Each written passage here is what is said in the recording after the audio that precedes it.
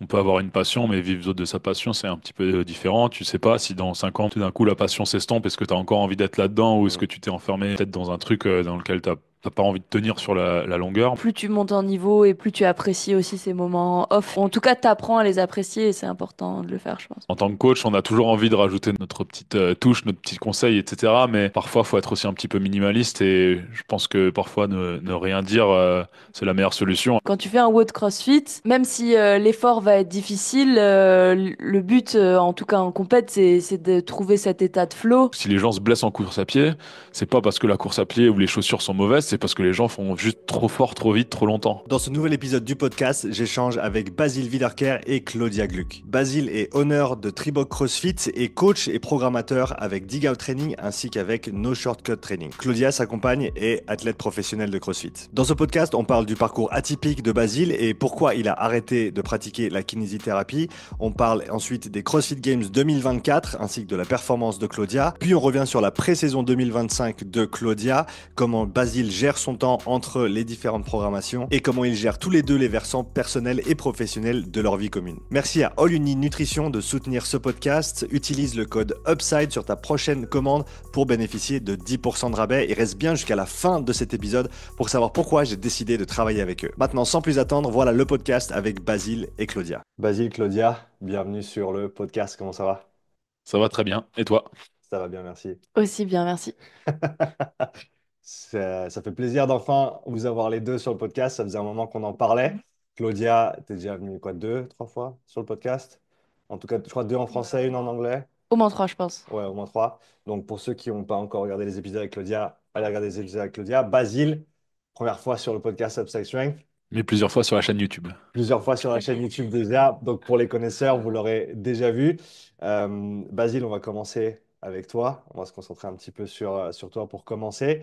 Je te laisse te présenter. Dis-nous un petit peu qui tu es et qu'est-ce que tu fais. On va parler de ton parcours aussi, on va parler de pas mal de choses différentes aujourd'hui, mais voilà, commence avec ça. Basile, qui es-tu, que fais-tu? Je me prénomme Basile, j'ai 28 ans, je suis actuellement coach de CrossFit. Je suis propriétaire, enfin copropriétaire d'une salle en Alsace au nord de Strasbourg qui s'appelle Tribok CrossFit avec deux de mes associés, Geoffroy et Johan. Et puis je coach également pour No Shortcut Training, donc la programmation de André Oudé, qui est basé au Danemark. Du coup, je suis responsable de la traduction et de la communauté entre guillemets française, et également coach en suivi individualisé pour les athlètes qui souhaitent passer peut-être le cran supérieur, on va dire. On va parler de la gestion du temps un petit peu plus tard, parce qu'avec toutes ces casquettes, il faut quand même bien savoir gérer son quotidien. Mais avant ça, tu as un parcours un petit peu atypique. Tu as commencé avec la kiné, si je ne me trompe pas. C'est comme ça que tu es rentré un peu dans ce monde du coaching, du sport, etc. Donc déjà, parle-nous un petit peu de ton historique sportif. Qu'est-ce que tu as fait étant plus jeune? Qu'est-ce qui t'a amené à commencer avec la kiné? Et on ira plus loin après. Ouais, du coup, moi, j'ai touché un petit peu à plusieurs sports depuis que je suis tout petit. Ma mère étant prof de sport, c'est un truc dans lequel j'ai toujours baigné.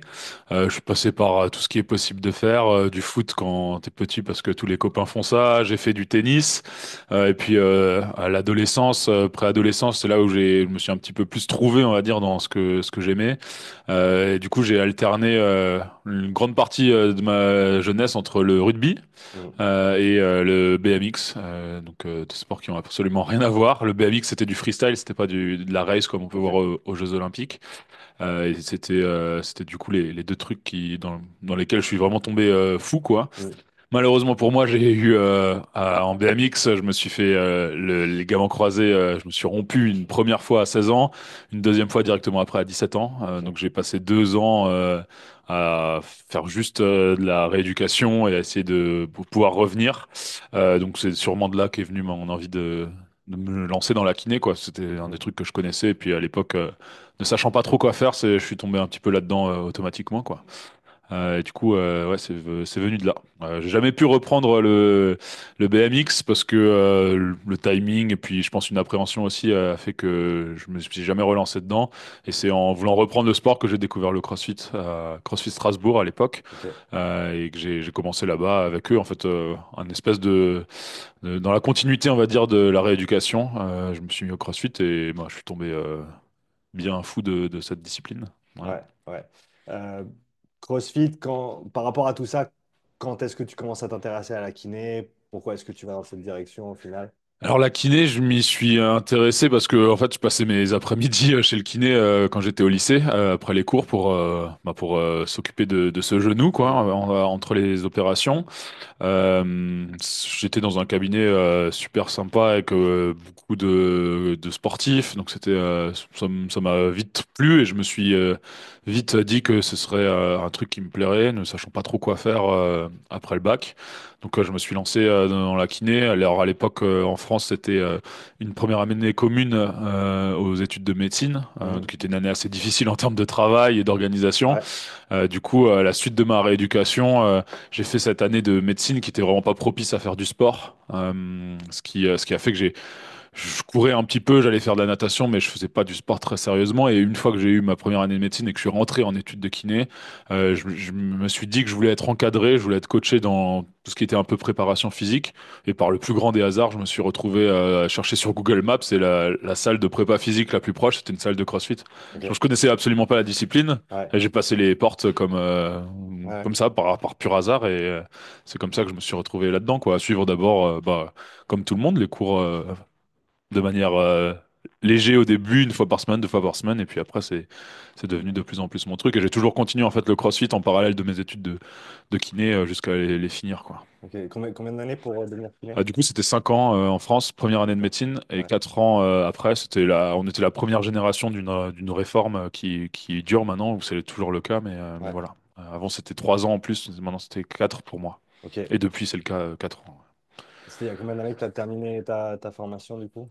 Ça va faire 5 ans, je crois. Ça fait une Ouais, année, ça ouais. va faire 5 ans, ouais, c'est ça. Ok. Et pourquoi t'es plus kiné aujourd'hui? Pourquoi tu pratiques plus dans cette discipline aujourd'hui alors que tu as dédié quand même Ouais. un bon morceau de ta vie professionnelle à ça, quoi. Ouais, bah alors ce que je dis souvent, c'est que certes, je pratique plus, mais tout ce que j'ai appris, je continue de l'utiliser Ouais. parce que je pense que c'est vraiment des métiers qui sont certes pas les mêmes entre la prépa physique, la kinésithérapie, mais qui s'entrecroisent pas mal. Et Mhm. je pense que c'est pas des métiers qui doivent être segmentés et où chacun doit rester dans sa petite sphère. C'est le partage qui va faire qu'on progresse, etc. Du coup, directement après mes études, ben, j'ai commencé à travailler en tant que kiné. Mhm. J'ai été formé en fin d'année, enfin en fin d'études par Jaco, qui est quelqu'un qui m'a beaucoup inspiré en tant que kiné et qui m'a introduit dans le cabinet dans lequel il bossait et à qui je dois énormément de choses. Et du coup, ben, je bossais en tant que kiné de manière tout à fait conventionnelle, assistant dans un cabinet. J'allais faire mon CrossFit après, mais ça n'avait rien à voir.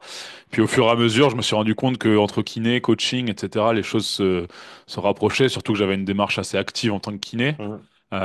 Et du coup, de fil en aiguille, j'ai demandé à être un petit peu formé par mes potes qui étaient coach de CrossFit. À l'issue de ça, j'ai commencé à faire un mi-temps entre la kiné et Triboc CrossFit qu'on avait monté avec des amis. Puis le mi-temps, je me suis rendu compte qu'économiquement, c'était pas ultra viable. Ouais. Et je suis arrivé aussi à un stade un petit peu de, je dirais pas peut-être de lassitude par rapport au système de santé tel qu'il est actuellement, en tout cas en France, et notamment pour les kinés, où je sentais que mon travail n'était pas ultra valorisé, Mhm. que c'était pas un système qui valorisait non plus les gens qui prenaient le temps, etc. Mhm. Et donc de fil en aiguille, en pesant le pour et le contre, je me suis dit que j'aurais peut-être mieux à faire dans le CrossFit, dans la préparation physique. Je m'y retrouvais certainement plus aussi, mais ça n'a pas été un choix évident au début. J'étais vachement en hésitation. Je pense que Claudia pourra en témoigner, mais ça a pris un petit peu de temps à mûrir. Mhm. Actuellement, j'ai aucun regret par rapport à ce que j'ai fait, mais c'était quand même un choix pas facile au début, mais que je regrette pas. J'allais dire, c'est sauter le pas qui a été le plus dur, comme je pense dans beaucoup de choses entrepreneuriales, etc., quoi. Claudia, tu peux nous parler un petit peu de l'état d'esprit de Basile justement sur cette période de transition, les pour et les contre, qu'est-ce qui se passait un peu dans sa tête par rapport à tout ça? Ouais, Et clairement. comment toi Mm, tu l'as mm, vécu mm. aussi en tant qu'athlète, en tant que partenaire et autres. Ben, clairement, je pense que on a vécu un peu la même chose. Lui, de passer de kiné à gérant de salle de sport et coach, et moi de mon côté, ben, j'ai fait des études dans tout ce qui était gestion d'entreprise, des stages à droite à gauche, et pour au final vivre du CrossFit et en tant qu'athlète. Mais je me souviens des peurs qu'on avait en commune. Bah, une qui est quand même, enfin, je sais pas si c'est heureusement ou malheureusement, mais c'est juste un fait qui est quand même le côté financier. Donc ouais, je pense que tous les deux, on a opté pour la version ou la façon progressive, c'est-à-dire de d'abord passer à mi-temps et ensuite, dès que financièrement tu te sens stable et serein, tu passes à temps plein. Et voilà, je pense que c'est déjà enfin, une bonne approche à avoir. Après, il y en a, c'est all-in direct et j'admire aussi, mais je pense que voilà, ça a été le cas pour tous les deux. Et puis après, ouais, des craintes, t'en as toujours. Est-ce que ça va me plaire? Est-ce que vivre à 100% de ma passion? Alors c'est cool parce que là, je passe une journée au taf. Alors toi en tant que kiné, moi au bureau, et après t'as qu'une hâte, c'est d'aller au CrossFit. Mais quand ça devient ton travail, toi coacher, moi m'entraîner toute la journée, est-ce que je vais encore aimer pareil? Ça fait partie des craintes. Et au final, bah, tous les deux, on regrette pas du tout, à l'inverse. Et on est trop content de nos vies qu'on s'est construit finalement, construites. Mais voilà, il y a forcément des craintes. Il y en a plein d'autres, je pense encore. Mais c'est les deux qui me viennent en premier à l'esprit. Je sais pas si tu veux rajouter là-dessus, quoi. Non, non, je suis tout à fait d'accord. C'était forcément la crainte économique d'abord parce Mm. que on est dans un monde où voilà, c'est une réalité, et c'est les règles du jeu. Et puis oui, il y a aussi l'aspect qui est très juste de est-ce que ça va me plaire. On peut avoir une passion, mais vivre de sa passion, c'est un petit peu différent. Tu sais pas si dans 5 ans, ben, tout d'un coup, la passion s'estompe. Est-ce que tu as encore envie d'être là-dedans ou est-ce Mm. que tu t'es enfermé peut-être dans un truc dans lequel t'as pas envie de tenir sur la longueur. Mais voilà, je pense que nous, ce qu'on a fait, c'est comme Claudia l'a dit, ça a été très progressif. On n'a pas fait un changement abrupt. Ça permet aussi, je pense, de se conforter dans ses choix, c'est-à-dire de voir, ça te laisse l'opportunité, on va dire, de faire demi-tour si jamais tu te rends compte qu'il y a un truc qui, ouais, ou d'aller voir encore autre chose. Mm. Aujourd'hui, tes années de kiné, parce que tu en as quand même pas mal derrière toi entre les études et les années de pratique. Qu'est-ce que ça t'apporte aujourd'hui en tant que coach sportif, préparateur physique? Quelle plus-value tu arrives à apporter à tes clients, à tes athlètes, de par ce passif, justement? Je pense qu'il y a une excellente connaissance, sans me vanter, mais du corps humain dans tout son système musculaire, nerveux, etc. Parce qu'on a quand même eu énormément de théories dans mes études. Euh, il y a également bah, l'aspect forcément un peu prévention, même si c'est un terme un peu galvaudé, mais on va dire il y a le côté vraiment gestion des soucis. S'il y a un pépin en cours de route, ben, comment adapter, qu'est-ce qui est bien de faire, qu'est-ce qui est pas bien de faire, etc. Donc ouais, c'est des choses qui se complètent bien. Après, il y avait aussi des choses en études de kiné que j'ai pas du tout vues et que j'ai dû aller chercher ailleurs. T'en as quelques-unes en tête comme ça qui Ouais, vu que t'es là, il y a les systèmes énergétiques qui étaient pas du tout à jour, mais je pense que c'est comme malheureusement beaucoup de formations et c'est pas que la kinésithérapie Hmm. qui est là-dedans. Euh, En termes de renforcement musculaire, on avait quand même des cours de plutôt bonne qualité, mais manquait peut-être un petit peu de notion de programmation, Hmm. les principes on les avait, on va dire, mais dans la pratique, je pense de mon temps, en tout cas, tu sortais pas de tes études de kiné en sachant faire un programme d'entraînement Ok. de A à Z. Et toi, tu verrais ça comme une compétence clé, même pour entre guillemets, même pour un kiné qui est forcément, comme tu as dit, plutôt côté réathlétisation, ramener quelqu'un vers la pratique sportive, entre guillemets, normale. Mais c'est important de savoir mettre les pièces du puzzle ensemble quand même, quoi. Ouais, je pense que ça dépend évidemment de ta pratique et que quelqu'un qui va, j'en sais rien, faire de la kiné pédiatrique n'en aura peut-être pas autant Mm. besoin que quelqu'un qui va faire de la kiné sportive ou de réathlétisation, mais à l'heure actuelle, vu le système, etc., je pense que si tu veux être efficace en tant que kiné, faut proposer à ton patient et l'éduquer aussi sur le fait d'aller travailler aussi en dehors du cabinet de kiné. Mm. Et si tu lui dis d'aller travailler en dehors du cabinet, faut que tu sois capable de lui donner quelque chose. Tu peux pas lui dire, bah, il faut que tu t'entraînes à côté du cabinet et débrouille-toi. Donc, je pense que oui, le côté programmation est intéressant. Je pense que on fait de ce que j'ai vu dans pour beaucoup, enfin pour une partie en tout cas des kinés, c'est que on fait du renforcement musculaire, mais il n'y a aucune surcharge progressive. C'est un petit peu à la Trop one x again. On sort et oui, ad eternum. on sort du chapeau un exercice et la fois suivante on en ressort un autre Mm, et je pense que ce qui est beaucoup plus efficace, c'est de savoir quel exercice à quel moment et comment le progresser au fur et à mesure du temps, quoi. mm, Et voilà, et peut-être faire des choses un petit peu moins compliquées, mais plus réfléchies, en tout cas avec des principes de prépa physique ouais, qui qui recoupent en fait les principes de kiné. C'est de la surcharge progressive dans les deux cas. On part pas du même endroit, on va pas vers le même endroit, mais ouais. c'est exactement la même chose. Tu veux de la variabilité, etc. Mm. Enfin, ouais, Les bases, quoi. les bases, le b.a-ba. Tu voulais rajouter quelque chose avant, Ouais, Claude? je pense que j'ai un petit complément aussi à rajouter sur de moi, de mon observation, et parce que bah, Basile fait aussi partie de la team Clo. Team Clo-Clo. Et de par, bah, déjà ça a commencé, bah, forcément on est partenaire de vie, donc de se Comment vous êtes supporter rencontrés?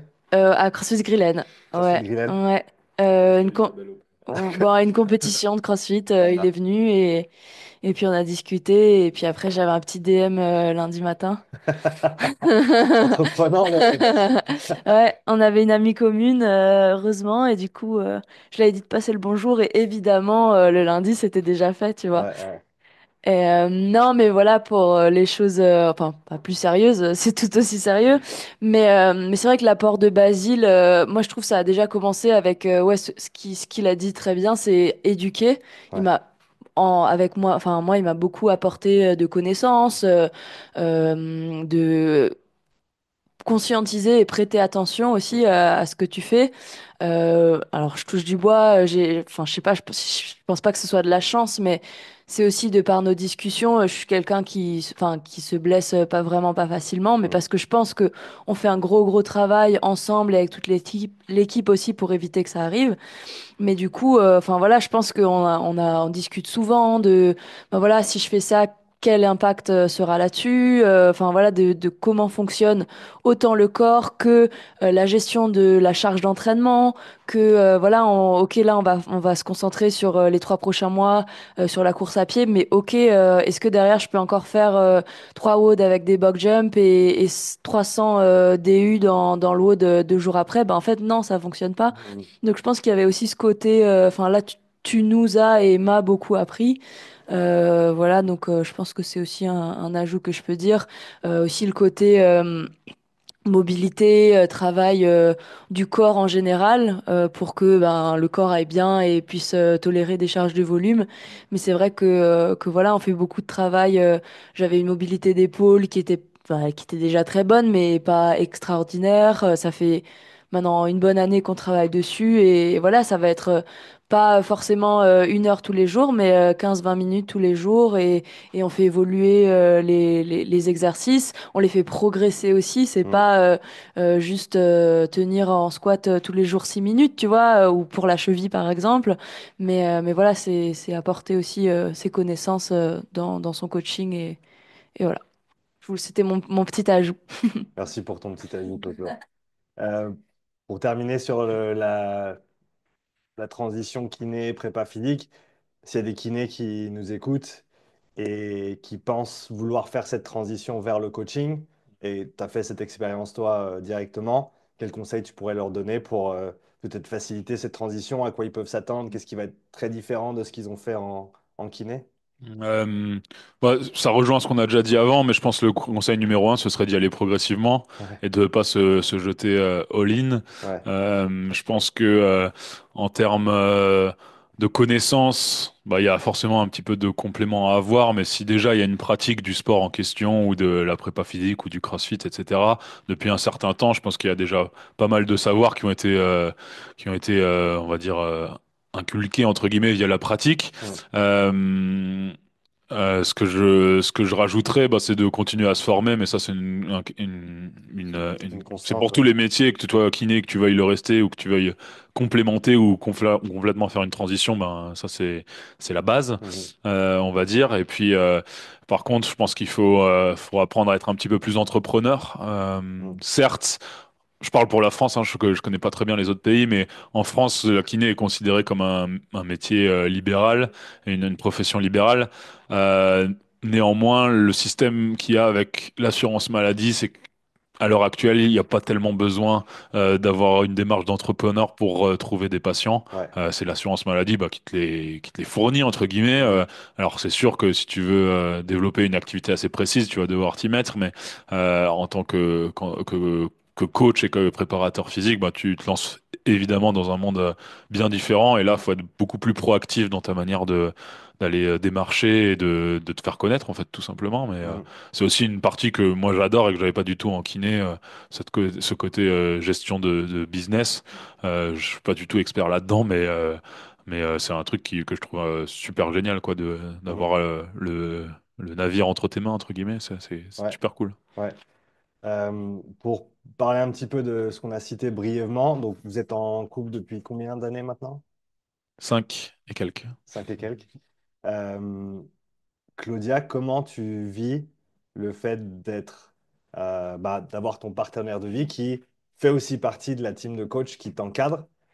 Quels avantages ça a et est-ce que des fois il y a des petits moments soit de friction, soit où le perso et le pro se mélangent peut-être pas parfaitement bien? Ouais, ben, je pense que déjà avant de parler pro, perso ou quoi, je pense qu'on est deux individus qui fonctionnent bien de manière générale ensemble et on n'a pas de grosses prises de tête déjà de base. Je trouve que voilà, c'est assez facile finalement.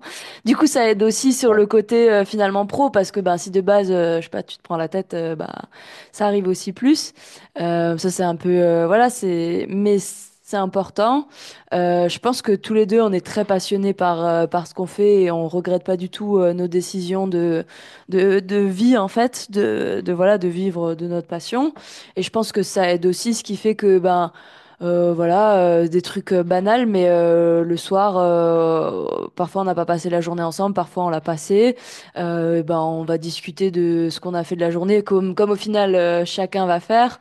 Mais ça tourne souvent quand même autour de l'entraînement et du CrossFit, Ouais. mais c'est parce que, enfin, on aime ça. Et puis après, ça tourne aussi, enfin, autour de plein d'autres sujets.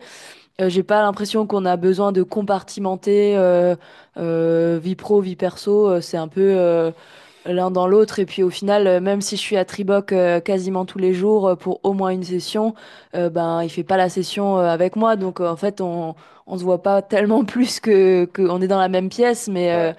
après, les choses positives et cool, c'est que bah ouais, il a quand même souvent un œil par-ci par-là. Là, par exemple, ce matin, j'ai fait ma session de snatch et pendant l'ensemble de la session, il avait un regard et il est pas intervenu. Et à la fin, c'était un petit peu plus difficile et du coup, il a fait, enfin, il a pris la décision d'intervenir et ça m'a beaucoup aidé. Tu vois, ça va être peut-être juste 5 minutes, mais au final, ça a fait que ben, ça a été une bonne session, alors que Mm. ça aurait pu ne pas l'être s'il n'avait pas intervenu. Et c'est cool aussi, quoi, d'avoir ou d'autres moments où il intervient pas du tout parce qu'il n'y a pas d'intérêt et que je sais pas si tu as autre chose à rajouter. Non, je suis d'accord. On n'a pas un système où on compartimente et on se dit, OK, de 8h à 20h, c'est CrossFit et après, on n'en parle plus. Mais on n'est pas non plus à parler tout le temps que de ça. On a d'autres sujets de discussion, d'autres centres d'intérêt, etc. Donc, je trouve que l'équilibre est plutôt bon. Après, en tant que coach, c'est royal, hein. Je recommande pas de vivre avec tous vos athlètes parce que c'est pas viable sur le long terme, mais le suivi de la charge d'entraînement, etc. Bah, enfin, tu peux tout de suite voir quand T'es il y aux a un premières truc, t'es places, aux t'es au premières premier places. T'as rang. beau Ouais. avoir, j'adore les Excel, etc. Mais là, c'est quand même le niveau supérieur, Il quoi. n'y a rien de mieux que de voir le matin Voilà. Mais bon, la c'est taille, pas, la taille du malheureusement, je tonnerre peux de pas le faire avec tous Claudia. mes athlètes, donc pour ça, les Excel sont très très bien, mais voilà. Ouais, super intéressant. Et bah, pour revenir sur ce matin, justement, la séance d'haltéro, comme on l'a dit, hein, Basile était au bureau en train de faire son taf, mais il avait toujours un petit œil quand même sur ce qui se passait. Et bah, comme tu l'as dit, avec ton expérience aussi, avec vos années en commun, tous les jours ensemble, ça te permet d'avoir quand même cet œil et de savoir quand il faut intervenir, quand il faut pas.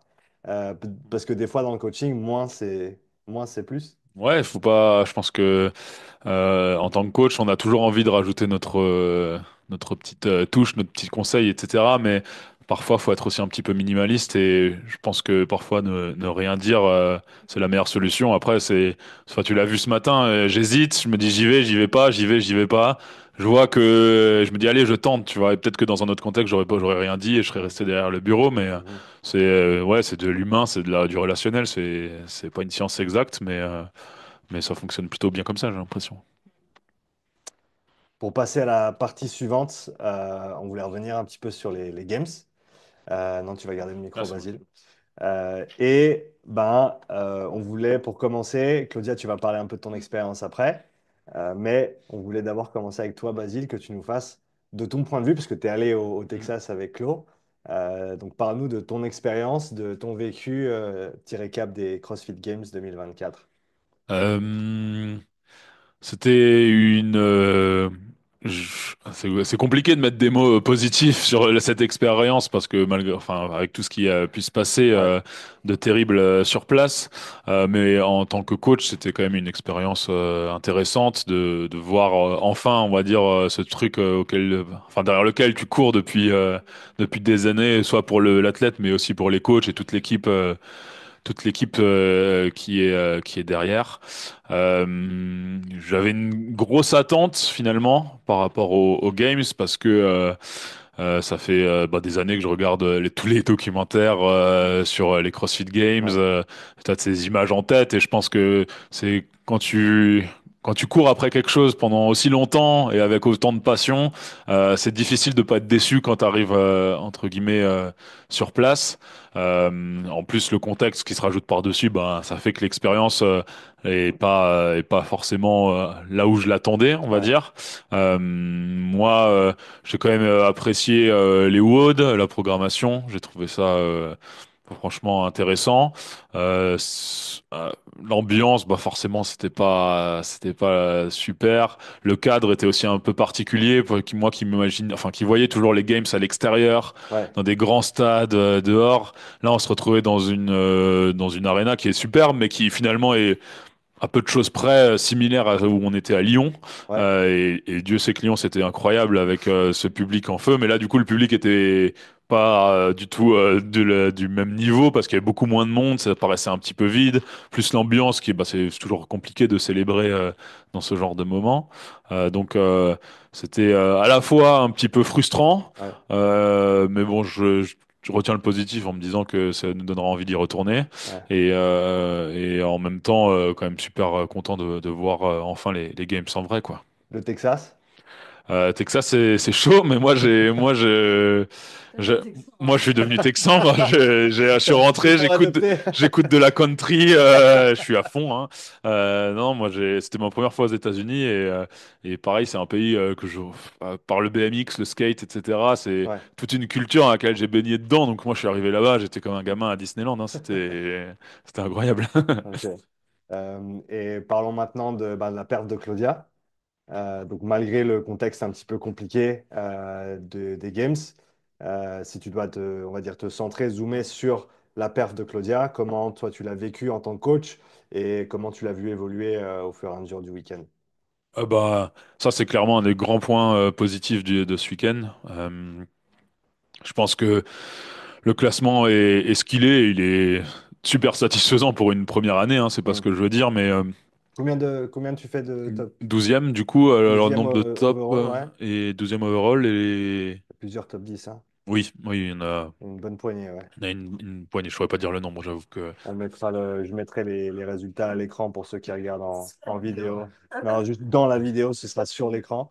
Ouais, du coup, ce qui m'a déjà impressionné, ben, on y revient toujours à cette histoire-là, mais c'est dans le contexte, le fait qu'elle a été très très forte mentalement. Hmm. C'est Ce qui est terrible dans cette histoire, c'est que les athlètes, ils ont été mis en espèce de porte-à-faux entre Ouais, l'organisation et le public, et que finalement, ça a créé des tensions entre les athlètes pour que ceux qui continuaient, ceux qui continuaient pas, alors que c'était pas la question. C'est ouais. que on est d'accord, on n'est pas d'accord. Je pense que les gens donnent beaucoup leur avis se rendent pas compte que ça fait des années que tu travailles et que malgré tout le malheur qu'il y a, il y en a qui ont voulu rester parce que c'était peut-être leur seul passage ou leur dernier passage sur la scène. Mm. Il y en a d'autres qui peuvent peut-être plus se permettre de d'arrêter une année et d'y retourner.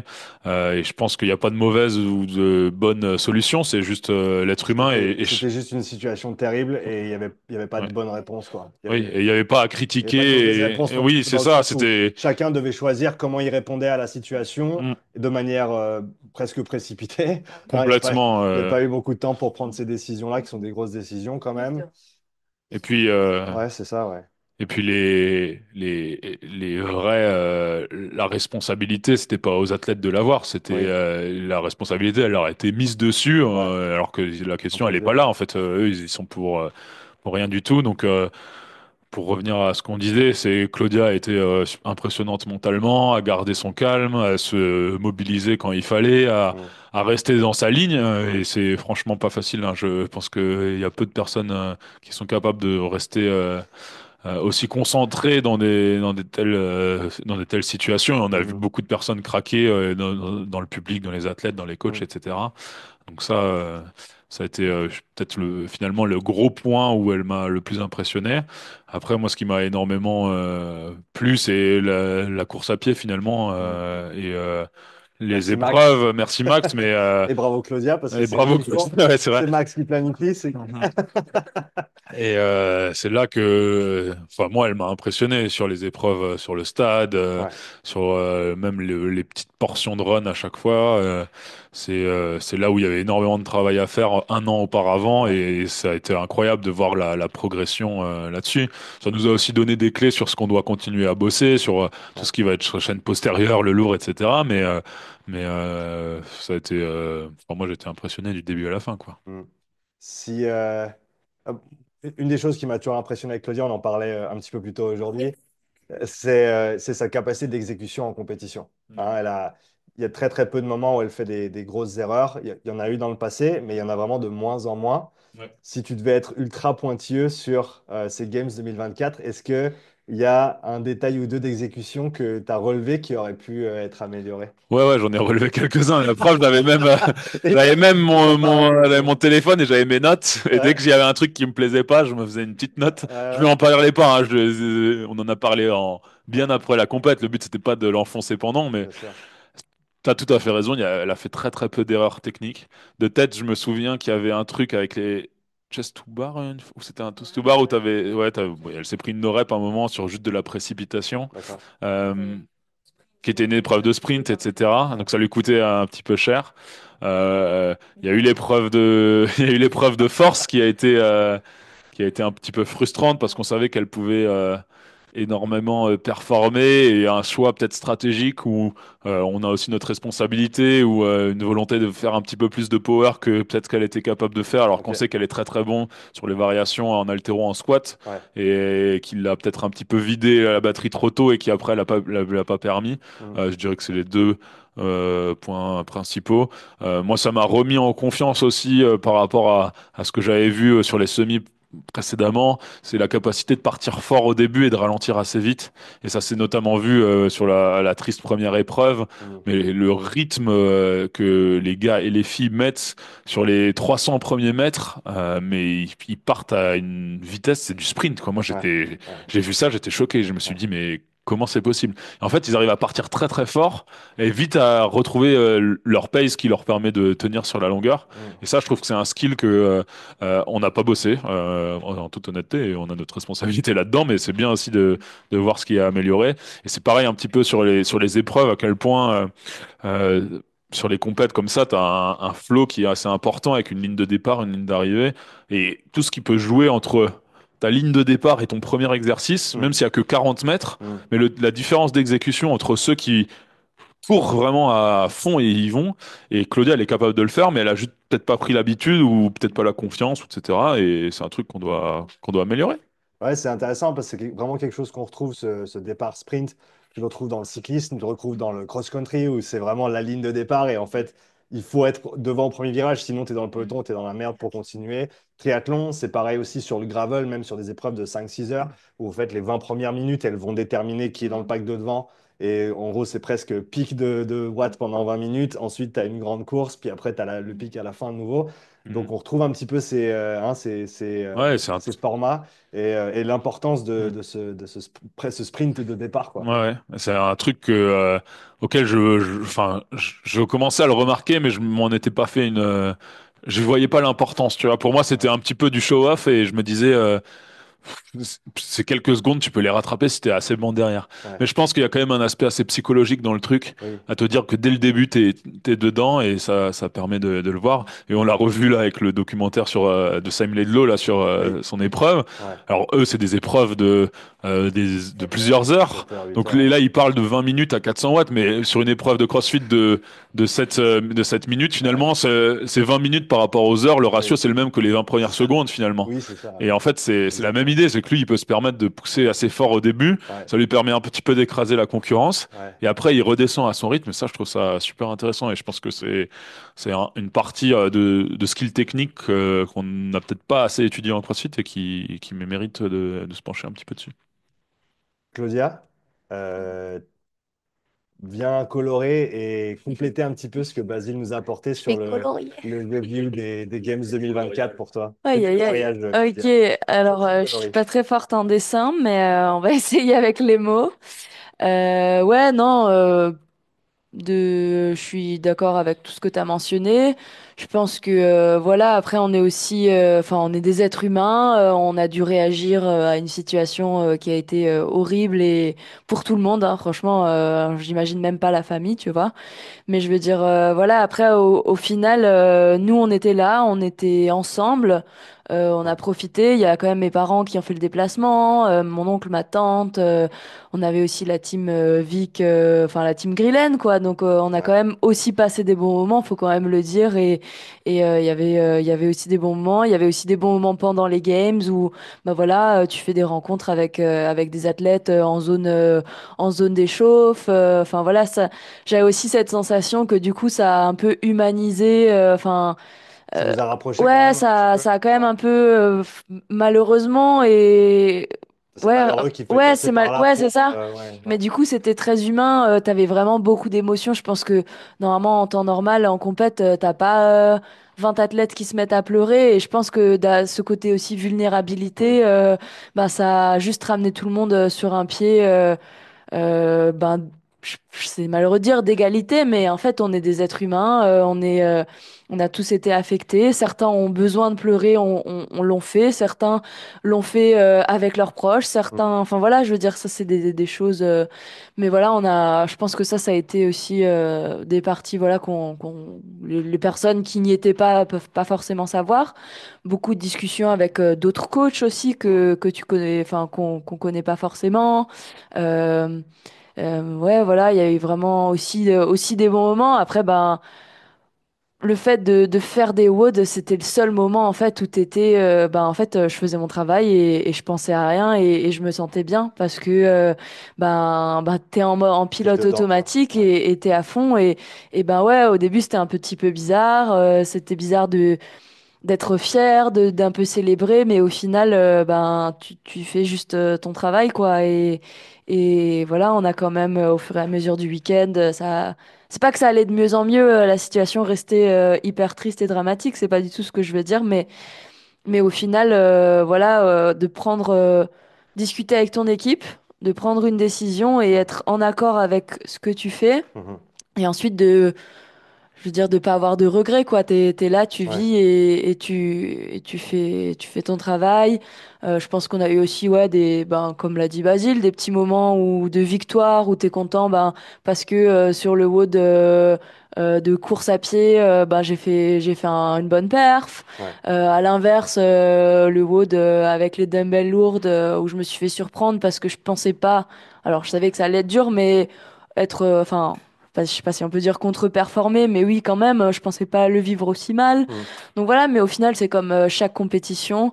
Tu as des moments où tu te dis, bah ouais, on a fait du super taf. Et puis après, ce qui est aussi excitant, c'est qu'est-ce qu'on va faire pour la suite. Après, c'est vrai que le côté, je rejoins Basile, le côté impressionnant, pas impressionnant, enfin, le côté c'est les games, tu te dis, ouais, c'est le truc, j'ai rêvé ça pendant des Ça fait années. des années que tu bosses Même pour ça. Ouais. avant, sans y penser, je regardais quand même les docus, alors je me disais jamais du tout que j'allais y être, mais et au final, t'y es, et ça a été quand même, enfin voilà, malgré tout ça, je peux dire, bonne expérience, parce que je pense que je suis quelqu'un de très positif, et je pense que voilà, au final, euh, t'avances mais voilà c'est tiers et en fait tu t'en rends limite plus compte après parce que ben maintenant c'est mon travail et je dois juste performer Ouais. mais du coup t'as ce côté je sais pas si on peut dire Mm. démystification ou quoi mais au final c'était je peux pas dire juste une autre compète mais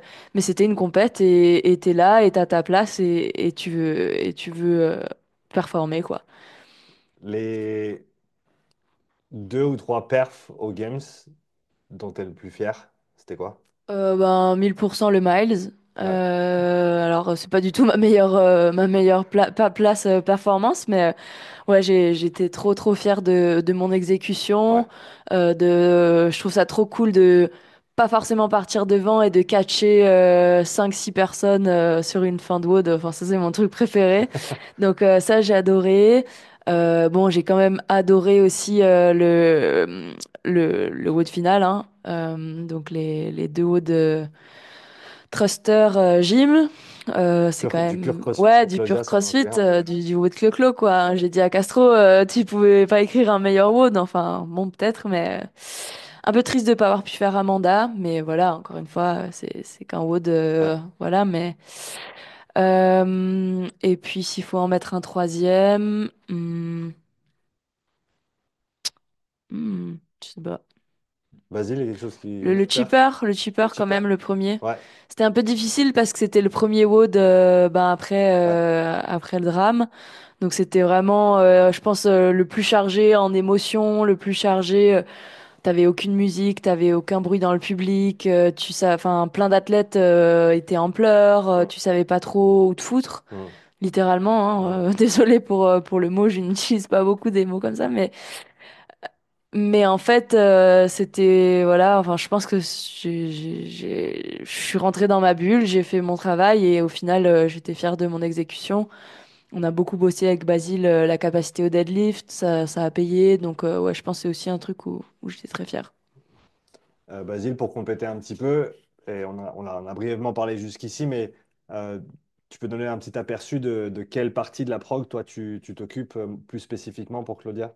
Ouais, c'est un rôle qui évolue un petit peu au fur et à mesure, mais à l'heure actuelle, je suis en charge des échauffements qu'on mixe, on va dire, avec pour elle ben, son travail un petit peu spécifique de mobilité, pardon, sur laquelle on a bossé beaucoup la cheville et maintenant toujours, mais un petit peu plus l'épaule, on va dire. C'est là, c'est un petit peu travail de mouvement, quoi. C'est ce que j'appelle, c'est du travail tout bête de mouvement, mais qui sur la régularité, je pense, paye. Et Mm, pour moi, c'est le moment privilégié pour bosser ta mobilité.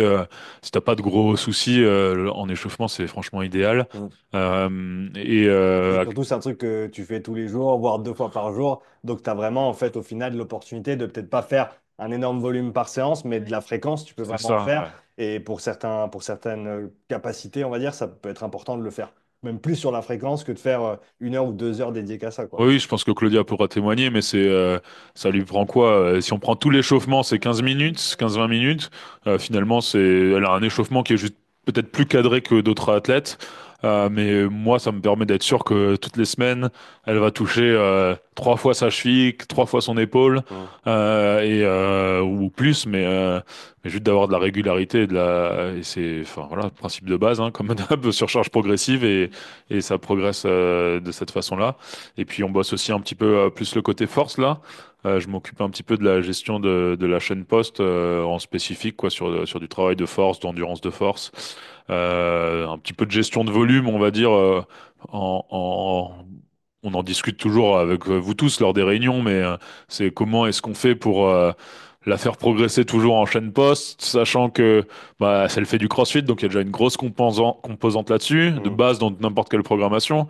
On fait aussi beaucoup de courses à pied et de rameurs, etc. Ouais, Et on veut en plus qu'elle progresse en course à pied, donc ça nous a demandé, je pense, à tous un petit peu de réflexion et d'organisation dans la semaine pour que ouais, elle ait ses jours où elle puisse la bosser, dans laquelle on sait qu'on peut pousser à tel ou tel point et pas à d'autres, et ouais. qu'il faut la laisser récupérer.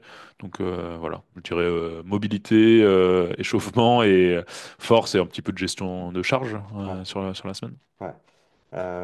On va continuer avec toi, Basile. On va revenir sur plus tard un moment de cette pré-saison où on a eu des petits signaux quand même qui nous ont fait lever un petit peu le pied justement sur cet aspect chaîne poste et essayer, comme tu l'as dit, de tout imbriquer pour que ça fonctionne. Mais des fois, on pense que ça va fonctionner et c'est un petit peu trop. On reviendra un petit peu là-dessus. Mais avant ça, Basile, pour continuer avec toi, un des éléments qui s'est passé pour toi ces derniers mois, alors déjà un petit peu avant les Games, comme tu nous as dit, t'as rejoint la team No Shortcut de André.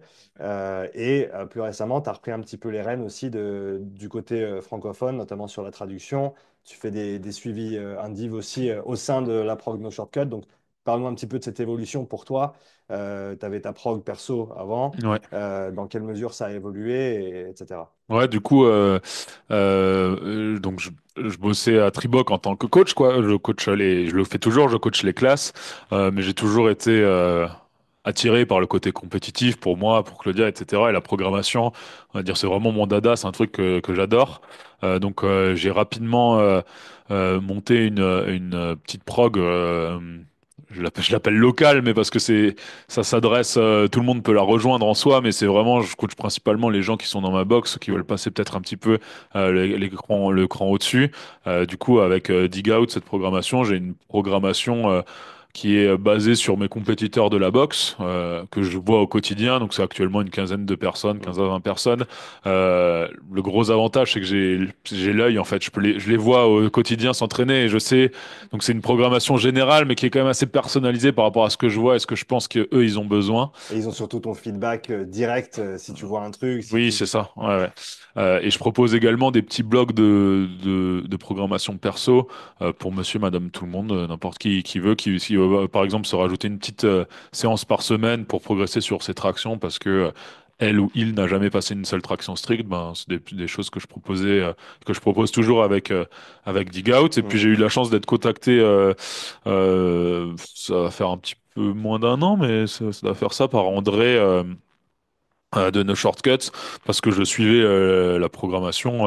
Ça faisait des années, non, que Ouais, tu suivais cette... ça doit faire 3 4 ans que je suis No Shortcuts. Donc, à force d'être sur la prog, de rentrer des scores, etc., on s'était croisés une première fois au semi à Berlin quand Claudia avait fait. Ouais, Je l'avais un petit peu discuté, même s'il faisait la compète, donc il était bien occupé à ce moment-là. Et puis, il m'a parlé du projet de développer un petit peu la prog en France, ouais. qui moi m'a enjoué de suite, quoi, et de me proposer ce rôle de traduire la programmation que lui il écrit en anglais. Et du coup, maintenant, on propose la programmation Podium Chaser et Compete. Donc, c'est la même programmation, mais il y a deux options, deux sessions par jour, une session par Mm. jour. Et maintenant, elle est entièrement, pardon, traduite en français. C'est pas des traductions, on va dire, juste de traduire Power Snatch, etc. Ça, c'est des mots que tous les crossfitters français connaissent. Mais c'est vraiment vu qu'on a une grosse partie explication, détaillée, descriptive. Éducation. C'est d'éducation. On a des PDF tous les 4 semaines qu'on met à jour sur les cycles, etc. Les consignes, les stimuli, etc. de chaque WOD, ben ça, tout est traduit en français. Et c'est super intéressant. On a une petite communauté là en France qui se développe au fur et à mesure et on espère que ça continue. Mhm. Et puis à côté de ça, progressivement, j'ai pris en charge des athlètes, cette fois-ci à l'international, en France, mais pas que, de CrossFit qui font du suivi personnalisé. Donc ça, c'est du suivi individuel en fonction de leurs besoins, de leurs objectifs. Je m'occupe de leur programmation. J'ai un petit peu moins de 10 athlètes là, à l'heure actuelle, et puis ça va continuer tranquillement sur cette lancée, Mhm. j'espère. Il y a une transition importante que tu as faite aussi vis-à-vis de tes entraînements, si je ne me trompe pas, avec cette évolution professionnelle. Ouais, bah ça a été peut-être le plus gros défi perso de l'année. Je m'entraînais beaucoup en CrossFit avant parce que c'était vraiment mon plaisir et etc. Je m'entraînais 2 fois par jour, plusieurs fois par semaine. Et puis il a fallu un moment Voilà, le temps il est pas infini et du coup il faut faire un choix. Donc il a fallu réduire. Ça m'a demandé un petit peu de temps de trouver mon équilibre. Je dirais pas que c'est encore parfait parce que je suis encore parfois dans le doute, etc. Mais Ouais, ça va dans le bon sens en tout cas.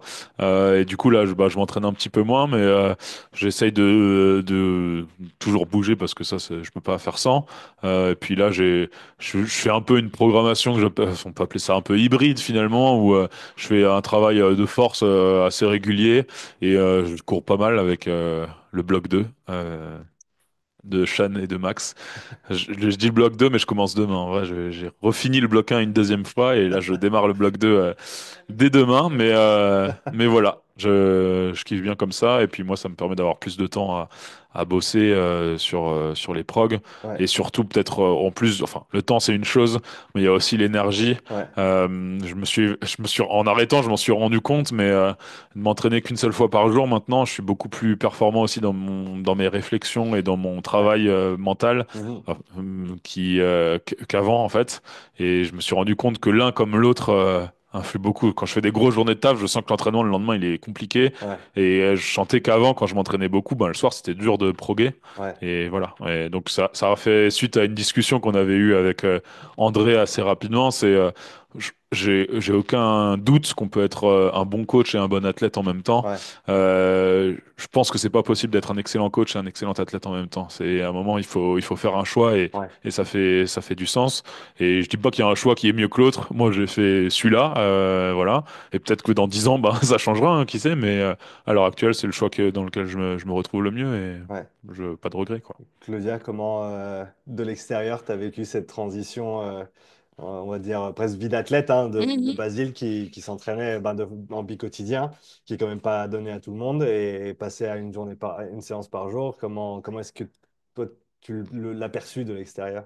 Ben, je pense que c'est un peu comme la transition kiné versus coach. C'est un peu des peurs, des appréhensions, des frustrations. Et au final, enfin, c'est là où on revient là-dessus, mais c'est le côté progressif et en fait, laisser le temps au temps. Hmm. euh, et, et, et en fait, c'est pas figé. En fait, si dans 3 semaines, le fonctionnement te plaît pas, ben, tu peux le modifier. Hmm. Si tu as réussi à finir ton travail jeudi, bah du coup vendredi tu peux t'entraîner une fois de plus. Enfin voilà, c'est juste, je pense ça c'est de nouveau passé beaucoup par de la discussion. Euh, ouais, en fait parler et ses erreurs et le faire progressivement encore une Ouais, fois quoi. ouais. C'est je pense la meilleure des solutions, en tout cas celle qui fonctionne bien pour tous les deux. Mhm. On va rester sur le sujet de la progressivité, on va revenir sur l'aspect course à pied. Euh, Parle-nous de ta taille et de ton poids, Basile. Je fais 1m90 pour. Ça fait longtemps que je me suis pas pesé, mais on doit être aux alentours de 105 kilos. Ouais, ok. Donc, tu es un grand bonhomme, Un hein, grand bonhomme, ouais. un grand bonhomme, une belle montagne. Ouais. Et bah, tu as parlé du fait que tu attaques le bloc 2. Ouais. Et tu as été, si je ne me trompe pas, un des crossfitters les plus assidus sur les progs qu'on a créés avec Max, bloc 0, bloc 1, bloc 2. Combien de fois tu as fait bloc 0, bloc 1 au cours des années? Parce que bah, je me souviens que c'est un truc que tu avais envie de développer. Hmm. Tu courais pas beaucoup avant de commencer tout ça, Pas hein? du tout, ouais. Pas du tout. Enfin, je courais comme un crossfitter lambda court, c'est-à-dire je cours Sauf une que fois en 305 Metcon quand il y a kilos. écrit Murph à 1,6 km et tu comprends que t'as pas assez bossé. Ouais, Euh, le déclic, ça a été les French en 2023, du coup, où tu étais là, où j'en ouais, étais en team avec Luc Isa oui. et Oui, Jessica, et j'ai passé un WOD. Il y a des oui. photos de moi, c'est l'enfer. C'est Je- horrible. Où C'est lui qui te tenait à la Lui fin, qui hein. me tire. Je veux quand même pousser que j'étais devant sur le worm, donc c'est peut-être pour ça que j'étais dans le dur aussi, hein. Vous en avez pris des no-reps aussi, On non? a appris quelques no-reps également. Euh, Donc bref, ça a été un peu le déclic. Du coup, c'est à peu près tombé en même temps que votre sortie du bloc zéro, il me ouais, semble. oui, ouais, c'était pas loin, ouais. Donc le bloc zéro, je l'ai fait une fois, je l'ai fait directement Ouais. après. Mais ça m'a ouvert les yeux, on va dire, sur la progressivité en course à pied. Et les principes, je les avais, mais j'avais pas la pratique. Et le truc tout bête des 1 minute marche, 1 minute jogging, etc. Je me suis rendu compte qu'en fait, comme tout le monde, en fait, si les gens se blessent en course à pied, c'est pas parce que la course à pied ou les chaussures sont mauvaises, c'est parce que les gens font juste trop fort, trop vite, trop longtemps. Et je connais tellement de gens qui partent courir parce que on est en plein dedans, résolution, et je vais courir une heure à fond. Et après, une semaine après, je me plains que j'ai mal partout. Mais en fait, le volume, les gens, on fait souvent, les gens on parle souvent des charges d'entraînement en poids, quoi, faire du deadlift, etc. C'est pas bon, etc. pour ton corps. Mais moi, ce que je trouve assassin, c'est les gens qui vont courir sans préparation. En fait, c'est Ouais. 1000 fois plus traumatisant pour ton corps, Mm. etc. Du coup, j'ai fait le blog. Oui, c'est presque le piège. C'est que c'est facile, il suffit d'une paire Ça de coûte pas godasses, grand-chose ça coûte rien. et, Ouais, c'est ça. et c'est la sortie facile, mais c'est aussi là où tu vois que les gens ils vont au casse-pipe direct quoi. Ouais. Et du coup le bloc zéro ça a été une super introduction à ça, aux exercices de renforcement, aux gammes aussi Ouais. que je pratiquais pas du tout. Mm. Donc j'ai fait le bloc zéro et je crois que j'ai directement empilé sur le bloc un. Ouais. À l'époque c'était la version 1.0 que vous Oui. aviez parce que vous veniez de le sortir. Donc ça, le bloc un il fait 12 semaines, Ouais, ouais, ouais, c'est c'est ça. tout ça. Donc au bout des 12 semaines, on avait fait un testing à CrossFit Mm. Grillen sur Oui. la Sorunner. Et là, à ce moment-là, vous n'aviez pas encore sorti le bloc 2. Mm. Du coup, moi qui aime bien programmer, je me suis dit, bah vas-y, je programme ma course à pied pendant les prochains mois. Et c'est ce que j'ai fait. J'ai testé pas mal de formats, j'ai appelé Max pour lui avoir des petits Ouais. conseils sur comment est-ce que tu programmes, etc. Donc ça m'a servi un petit peu de formation. J'ai fait ça pendant une bonne partie. Après, il y a eu les Epoch Games, etc. Donc, j'ai continué de courir, mais c'était un peu moins structuré, quoi. Je courais un peu au feeling, mais là où je suis assez fier de moi, c'est qu'en 2024, je crois que j'ai couru toutes les semaines au moins une fois, n'était jamais arrivé dans ma vie. Donc, Mm. c'était un bon défi. Et puis là, quand j'ai vu que vous avez sorti le bloc 2, je me suis dit, bah, est-ce que je vais direct sur le bloc 2 ou est-ce que je reprends le bloc 1? Et je me suis dit, ah, vas-y, je repars une deuxième fois sur le bloc 1 pour me refaire un Mm. petit coup de base Mm. et puis ensuite démarrer le bloc 2. Et pour moi, c'est vraiment, enfin, j'ai rien à dire, j'ai eu aucune douleur, Ouais. j'ai du plaisir, ce qui n'arrivait pas avant, même si maintenant le run, c'est vraiment un gros kiff pour moi. Et puis, je commence à avoir des petits objectifs en tête, là, le bloc 2, Ouais. prépa 5 kilomètres. Oh, c'est bon ça. Ouais, il Il y y a a la prépa le classifiée 5 l'Adine, km déjà, ouais, ouais, le la petit donne, add-on, ouais. ouais. Et je me rappelle d'un message que tu nous avais envoyé avec Max, ça c'est les retours. Et pour tous ceux qui nous écoutent, qui ont des coachs, qui ont des gens avec qui vous travaillez, envoyez-leur des feedbacks, surtout quand ils sont positifs. Les négatifs sont très importants aussi, mais je me rappellerai toujours, ça restera ancré dans ma mémoire. Tu as créé un groupe WhatsApp avec Max et Ouais. moi, et tu nous as dit que tu avais gagné un event dans une Ah compète. ouais, j'avais fait c'était incroyable. On avait fait, euh, c'est une scène de film, mais c'est la vérité, hein. C'était les 5-7 Throwdown, donc c'est pas loin d'ici, c'est Amnéville, et on l'a fait en équipe de trois avec Romain et Corentin, des athlètes de ma boxe. Et puis il y avait un event, c'était de la course dans le zoo d'Amnéville. Alors le truc est incroyable, hein. C'est un parcours où ça tourne dans tous les sens, ça monte, ça descend. Tu te fais courser par les gorilles quand tu passes à côté. Enfin, l'event était incroyable. Et en gros, on était en équipe de trois. Il y en avait un qui partait seul et qui avait un score, et il y en avait deux qui partaient ensemble. Et moi, j'étais dans la partie des deux, donc qui courait un peu moins vite. Et Romain avait fait un très très bon score. Je me demande s'il n'avait pas gagné d'ailleurs lui aussi cette distance. Je me souviens plus de la distance, mais c'était peut-être ouais, entre 3 et 4 kilomètres, je crois. Dans la file de départ, la veille, on avait fait un bon event parce qu'on avait gagné. Enfin, j'avais tiré une grosse barre au snatch, tu vois. Et du Ouais. coup, il y a un mec qui me regarde et qui me dit, ça tire des grosses barres, mais ça va pas courir vite. Et moi, je me suis tu. Ça, il y a rien de mieux pour me chauffer avant un wood. Et au final, on finit premier de notre vague avec Corentin. C'était un bon souvenir. Ouais. Ouais. J'étais très content. Ouais. Alors, Ça, c'est les vrais, tu l'as dit. J'ai célébré comme un abruti. c'est-à-dire, Non, je sais plus, j'ai dis-nous en fait une plus. connerie, je suis arrivé à la ligne d'arrivée, j'ai demandé qui était le gros alors du coup. Tu l'as pas ouverte avant, mais tu l'as ouverte Ouais, après. c'est exactement. Ouais. Ouais, c'était mon petit moment de Tchad. Ouais. Pour la petite parenthèse course à pied, en tout cas, merci pour ce feedback. Et en plus de ça, tu avais fait que le bloc un J'avais que le plus bloc tout ce que 1, tu as fait en tout ce plus que j'ai hein, fait sur un le peu bloc un. après, mais là je me réduis juste de faire le bloc 2 parce que je me rends compte qu'il y a plein de formats que j'ai jamais trop fait. Et Ouais, là, et je l'ai bien vu sur les tests de 1002 et de 3006. J'ai la caisse, mais j'ai ouais, pas la vitesse. ouais, Et je sens que genre là, il y a un truc, dès que je passe mon deuxième seuil, et les tests sont assez précis pour ça parce que c'est à peu près mon ressenti, oui. dès que je vais au-delà du deuxième seuil, je m'effondre. Genre Mm. ça, Ouais, ça montre, extinction des feux un petit peu. montre à quel point le fait de travailler spécifiquement les allures que tu as besoin Mm. d'effectuer en compétition ou alors Mhm. dans la prog, ça va avoir une influence. Tu as fait tout le bas du tableau. Maintenant, on va aller taper dans la haute intensité. Mm. Donc, on se voit dans 12 semaines pour parler Exactement. des résultats. Et après, je fais direct le 5 km et c'est parti. Direct le bloc 5 km. Ouais. Ce sera bien de voir les avant-après. Merci pour ton retour en tout cas. On enchaîne avec toi, Claudia. Voilà. Et on parle de post-games. Oh my God. Donc, tu prends quoi? Tu prends 4 semaines après les games off? Ouais. Ouais. Comment tu les as vécues? Déjà, j'ai pris une semaine où on s'est un peu coupé du monde avec Basile, genre pas trop de téléphone à San Francisco et boire des cafés toute la journée. On était en mode Il y a sur des la bons plage. cafés là-bas. Ouais, il y a des bons cafés, ouais. On s'est mis sur la plage et vu qu'il y a beaucoup de vent, on était en mode oh tranquille, pas trop besoin de crème solaire, il fait pas chaud. On s'est pris des coups de soleil, des enfers. Non, mais voilà, en tout cas, en mode découvert de la ville, chill. CrossFit, je connais pas, c'est pas mon métier. Et puis ensuite, on est rentré en France. Je suis, J'avais d'abord une semaine où j'étais dans le coin, où je faisais pas grand-chose. Voilà, j'ai vu ma famille, mes amis. Après, ses parents louent chaque année une maison dans le coin des Alpes de Haute-Provence. Hmm. Et du coup, j'ai emmené mon petit vélo et on a fait du vélo avec les parents de Basile. Donc tous les jours, une petite sortie. On a quand même fait, c'était quoi la montagne? C'est pas la montagne de Lure, c'est l'autre. Ou si c'était la montagne de Lure, ouais, exactement. Voilà, des petits trucs comme ça, quoi. Mais en tout cas, c'était les premières un petit peu sorties plus longues que j'ai pu faire. Donc ça, c'était cool. Donc juste un petit vélo le matin, petite sortie. Et l'après-midi, tranquille piscine. Et après, encore une semaine où là, j'ai quand même un petit peu fait des WOD de classe par-ci, par-là. Mais en tout cas, pas d'entraînement structuré. Et je crois qu'on a fait encore une semaine.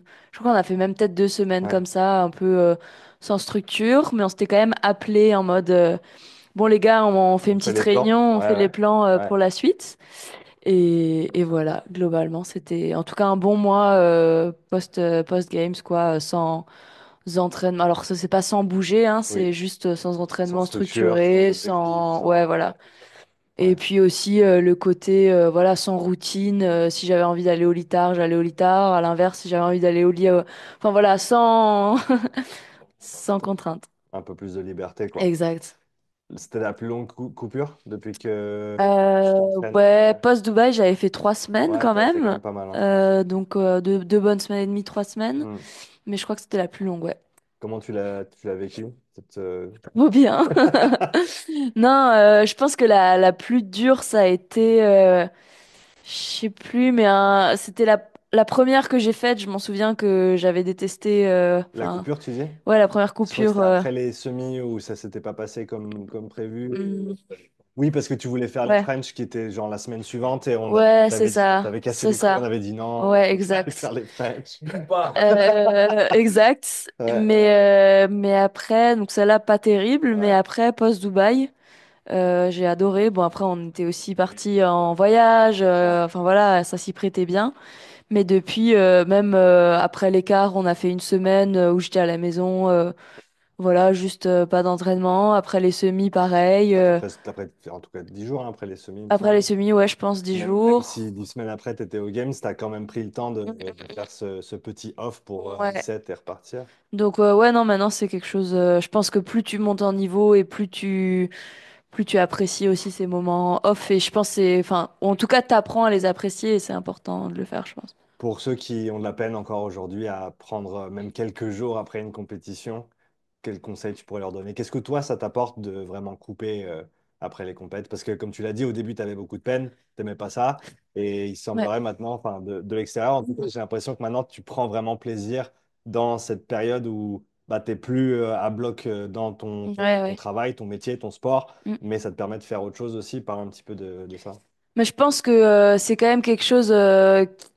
C'est archi personnel, il faut que tu comprennes que ça te fasse du bien à toi et il faut que tu le découvres toi-même. Je peux vous dire 100 fois, faites-le et comme, je sais pas, tes parents ils te disent, fais pas cette connerie et tu vas la faire 100 fois, mais enfin, faut que tu le comprennes toi-même. Donc, en fait, c'est juste tester, expérimenter.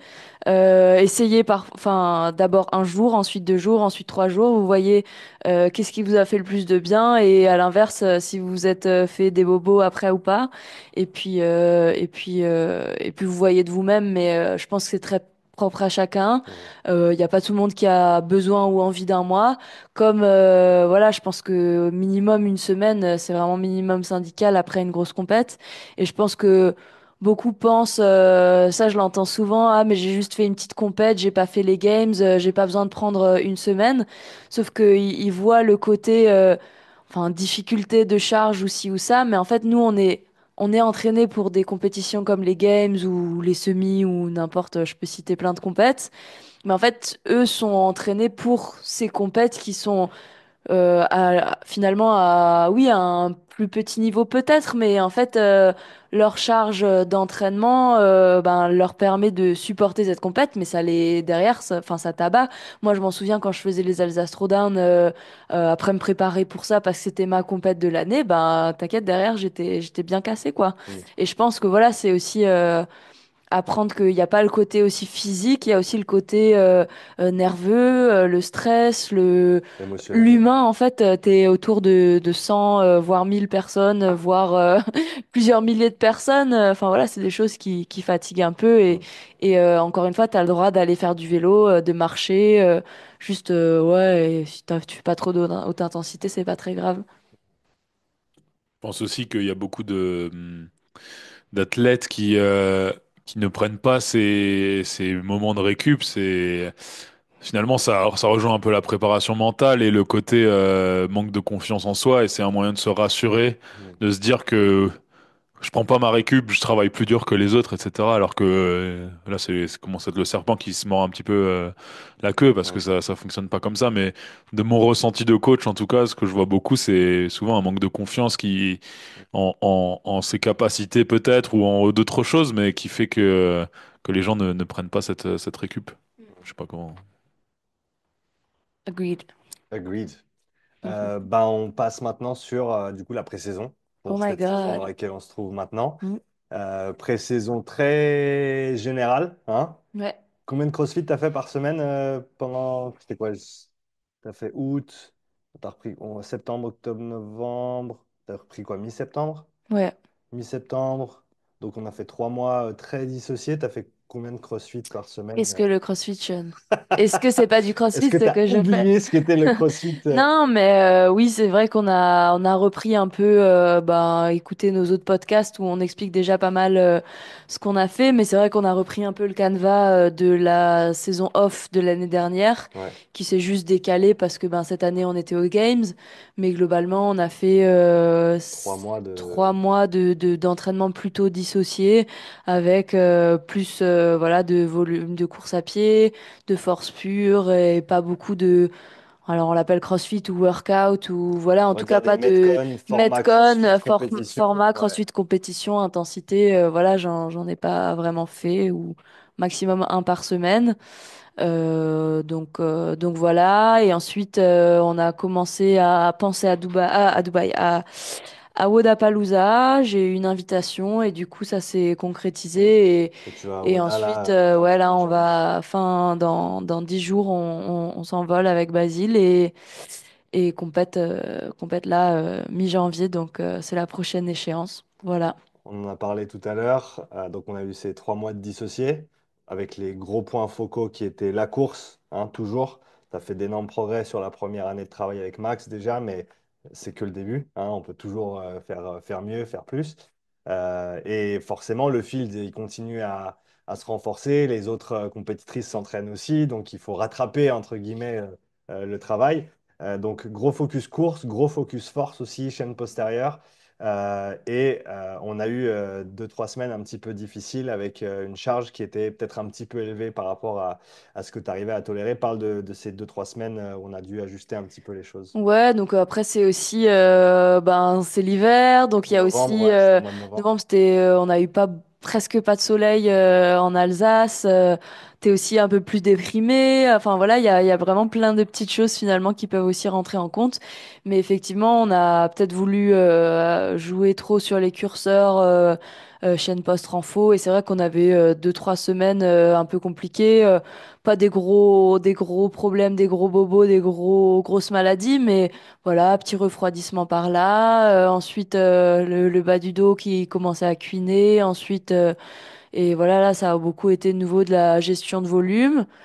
Par la gestion de volume, on n'a pas trop réussi à régler le problème. Mm. Donc, au final, ça a été de la deload. On a coupé carrément Vraiment, une semaine ouais, avant de ce qui était voilà, prévu, hein. 1 semaine avant de ce qui était prévu. Et je pense que, ouais, enfin, parfois, t'as juste pas d'autre choix. Tu l'as vécu comment Et sur le moment? pas bien du tout, hein.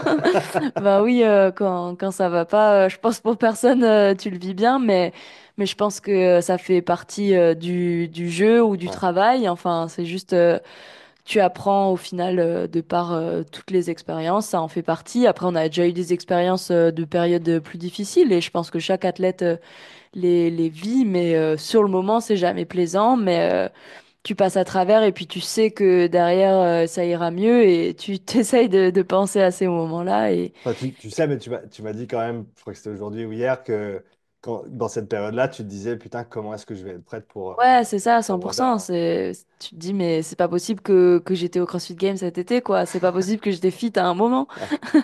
Mais je pense que voilà, c'est le cas pour beaucoup. Mm. Et je pense que, ouais, plus tu montes en niveau et moins tu es fit toute l'année. Alors, peut-être pas pour tous les athlètes, mais en tout cas, ouais, voilà, c'est quelque chose qui s'observe quand même. Et dans d'autres sports aussi, je pense, encore plus. Mhm. Basile, sur cette petite période difficile au mois de novembre, où on a dû vraiment faire une petite réunion avec la team. Mm. Comme on a dit, deload une semaine avant que ce qui était prévu et on a même gardé la deuxième semaine en deload. Donc elle a presque fait 2 semaines où on a Mm. vraiment coupé beaucoup de volume et beaucoup d'intensité pour lui permettre de récupérer. Parle-nous un peu de cette période justement.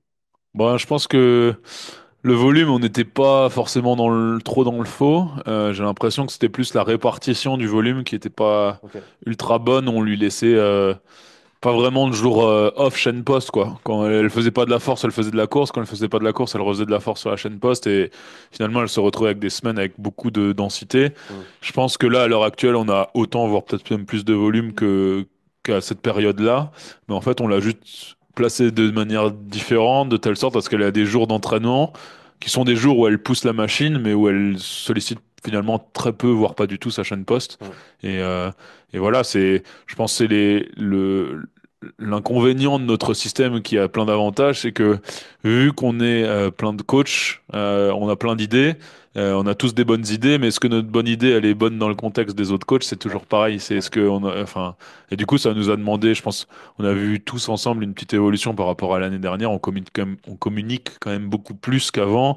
Mm. On échange beaucoup plus sur ce qu'on fait. Oui. On est au courant aussi de ce que les autres Ce que les font autres font. Ouais. grâce à Strivey notamment sur lesquels tout est centralisé maintenant. Mm. Donc ça c'est un gros point fort. Et puis on a Claudia qui est quand même très très bonne aussi pour communiquer sur ce côté-là. Ouais. Quand ça va pas, Elle le dit. elle le dit. Quand ça va, elle le dit aussi. Quand elle doit modifier des trucs sans nous demander, elle a suffisamment confiance en ce qu'elle fait pour se dire mais ça je peux le faire à tel jour de là. Et puis je pense que pour ça on a maintenant un fonctionnement qui est bien optimisé. Mhm. Donc on termine la pré-saison et tu te remets dans le CrossFit, c'était quoi, début mi-décembre, si je me trompe pas, début Il y a décembre? 1 semaine? Non.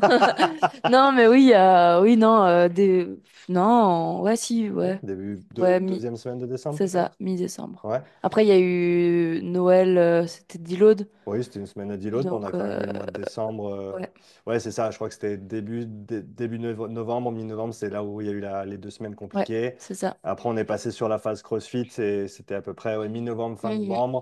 Et tu as fait un premier bloc de 4 semaines qui, du coup, rentrait plus dans le spécifique, où on a Ouais, enlevé un petit peu de. On a enlevé une séance, si je ne me trompe pas, au niveau monostructurel, entre la course et les ergos. Et vous avez commencé à rajouter plus de CrossFit en préparation justement pour la compétition dans 3 semaines. Comment tu as vécu cette transition, justement, on va dire bloc général, bloc spécifique cette année? bien. Magnifique. Super. Comme une lettre à la Surtout poste. après les 2 semaines Comme le de Père deload Noël. forcé. Ouais, voilà, c'est ça.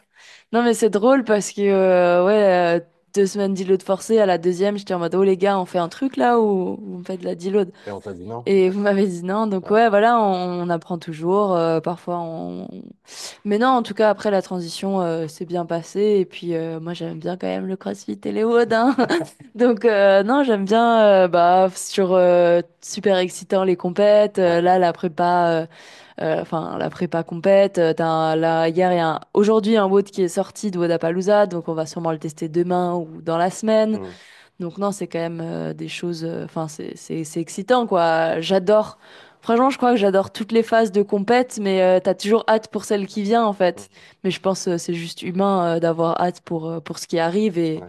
en même temps vivre dans le présent, mais voilà, d'avoir hâte, quoi. Mhm. Petit PR la semaine dernière Yes. sur le clean and jerk. Ouais. Tu vas 108 Ouais. et tu clean 110. Yes. Elle le jerk. Ouais. Technique. Précipitation. Ouais, technique, précipitation, Mais tu fatigue. l'as, quoi. Ouais, oui, oui. Ouais, comme Elle ça. sera à Oda. Elle sera à Oda. Voilà, c'est ça qu'on veut entendre. Donc la forme qui commence à se manifester, juste au bon moment. Hein, tu avais parlé aussi que quand on avait fait Dubaï l'année précédente, pareil, à 3 semaines, tu commençais à sentir que les pièces du puzzle s'imbriquaient. Euh, Toi, maintenant, tu as l'expérience. On l'a fait plusieurs fois sur les 3 dernières années. Mais pour ceux qui n'ont jamais vécu ça, vraiment, parle vraiment de cette différence que tu peux ressentir dans ton corps, dans tes performances, entre la phase générale où tu fais du dissocié, tu fais des choses, peut-être tu travailles sur tes faiblesses, où c'est beaucoup plus dur et où tu te sens pas du tout en forme. Et tu as ces moments de réalisation, on va dire, hein, qui sont ce qu'on recherche au final. Et c'est pour ça que tu fais tout ce travail. Mais il y a vraiment une énorme différence en fait entre ces deux Claudia-là, si on veut. Ouais, ouais. Bah, je pense que, enfin, peut-être juste rappeler que le travail que je fais moi, c'est on le fait parce que c'est ce dont j'ai besoin et c'est pas ce que tout le monde a besoin. Donc ça, juste le rappeler, je pense, que c'est toujours important. Mais oui, c'est clair que dans le travail plus dissocié, ben, je me sens loin de la forme de compétition. En même temps, je me sens pas non plus tout nul, tout pourri tous les jours, sinon ce serait pas possible de le faire sur Ouais, le long terme parce que ben il y a des séances du coup de force où je fais des super progrès. Il y aura des séances, peut-être j'aurai un déclic sur une séance de rameur ou sur une séance. Mais voilà, je pense que je me sens pas en forme bah, quand je fais un Metcon CrossFit, je me sens pas en forme de compète. Mais ça veut pas pour autant dire que je me sens non plus au fond du trou tous les jours.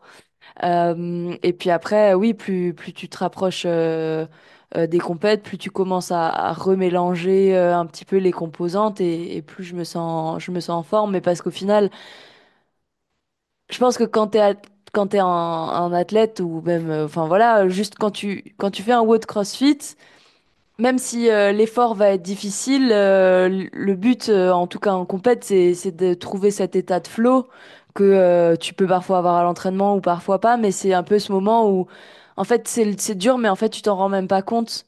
Alors que quand tu fais du travail plutôt dissocié, c'est pas que t'as jamais le flow, t'as parfois aussi cet état où tu te sens fort, mais c'est plus un peu du grind tous les jours, pas très joli. Enfin, c'est pas que c'est pas joli, mais c'est des choses c'est moins pas glamour, sexy, quoi. Ouais, c'est pas c'est pas glamour, C'est pas ok c'est pas Instagrammable ce 10 que tu bar fais. muscle up sur 5 rounds. Enfin Ouais. voilà, mais en même temps, c'est quelque chose qui va te permettre de justement faire ça encore mieux, ces WOD et ces performances en compète, quoi. En tout cas pour moi, encore une fois parce que je suis convaincue que c'est pas tout le monde qui a besoin de le faire, Mm, etc., quoi. Mais c'est juste quelque chose qu'on a discuté, on a trouvé, voilà, on a mis en place pour moi au final mm. ensemble. Basile, t'en as parlé avant. On travaille avec une équipe hein, Mm. depuis pas mal de temps maintenant. Et il y a un coach qui vient se greffer presque chaque année ou chaque 6 mois pour compléter un petit peu ces teams. Donc, comme tu l'as dit, ça demande beaucoup de communication. Et aussi, je pense, et ça, je pense que c'est vraiment quelque chose que on fait très bien en tant qu'équipe, c'est qu'on arrive à mettre nos égos de côté. On arrive à parler de notre travail et de ce qu'on fait pour Claudia, au service de Claudia Mm. sans que quand moi je dis ah ouais, il faut changer ça, l'autre personne le prenne mal ou quoi que ce soit, ou inversement. Et ça, c'est, je pense, une qualité d'une entité de coaching, d'un groupe de coachs, que ce soit autour d'une athlète, que ce soit sur une organisation sportive. c'est des choses qui font vraiment la différence, notamment dans la durée, parce que ça permet vraiment de vraiment travailler, d'avoir une synergie en fait entre tous les intervenants, plutôt que des gens qui se tirent dans les pattes ou qui veulent tirer la couverture de leur côté, quoi.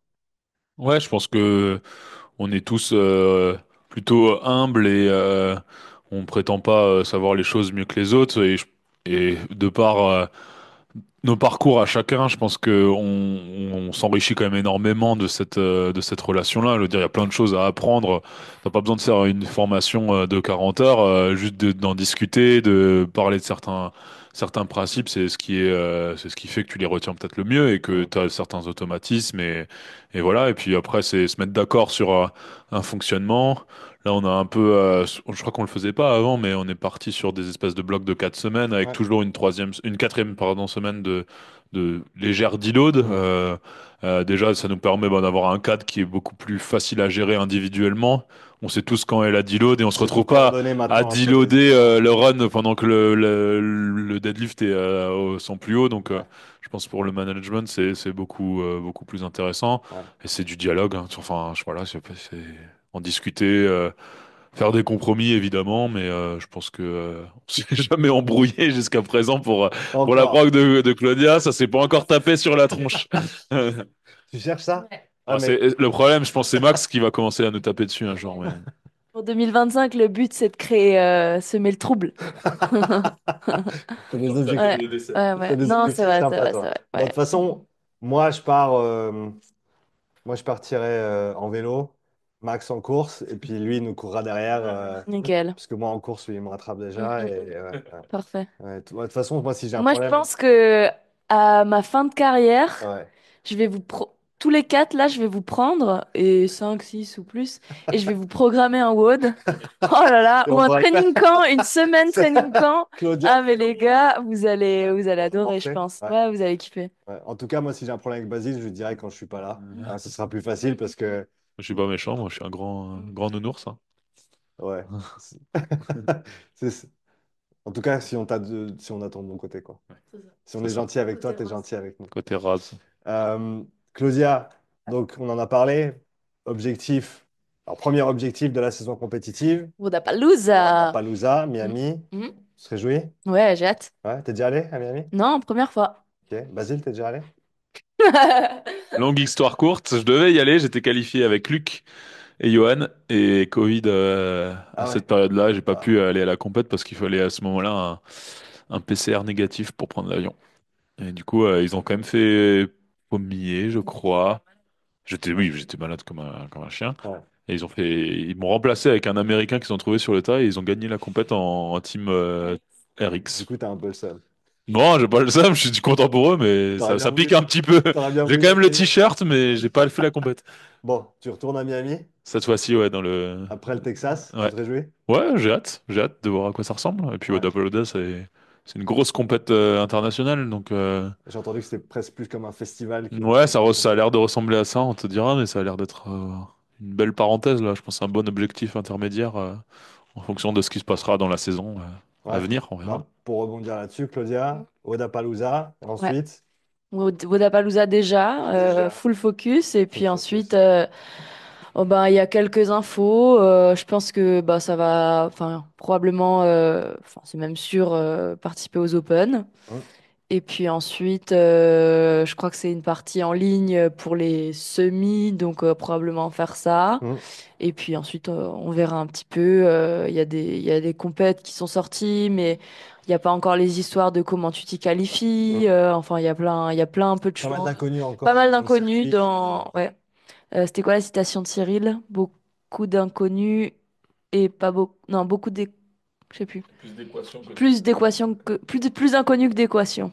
Ok, Ou ouais. quelque chose comme ça. Ouais, Donc, ouais, voilà. Donc, ouais. En sachant que si tu as deux inconnus, il faut deux équations pour les résoudre, exactement. etc. Ouais, Et voilà, voilà. c'est ça. Donc, en gros. Il y a un X, un Y et un Z, mais il n'y a qu'une équation. Du coup, tu es emmerdé parce que tu n'as pas assez d'informations Ce pour qui est faire ce que sûr, tu c'est décides. que on va s'entraîner et on Voilà, va faire des compètes voilà, pour performer, mais que voilà. après, je pense qu'à un moment, c'est bien d'avoir des objectifs à long terme, mais après aussi, il faut se rattacher à ce qui est existant, ce Ouais, dont tu es sûr, et puis prendre une chose après l'autre, et puis pas non plus planifié. On a eu cette année, ou enfin une année où on avait un peu trois objectifs ou quatre posés en janvier 2020, je sais pas quoi, on va Ouais. dire 2025. Et au final, bah après avoir réalisé un objectif, ça peut changer ce qui se passe derrière. Ça avait été le cas après les semis, qualifs de Rogue et plein de choses comme ça en 2023. Et Mm. au final, bah, on s'était grillé sur certains objectifs. Ouais. Donc je pense que ça nous a appris que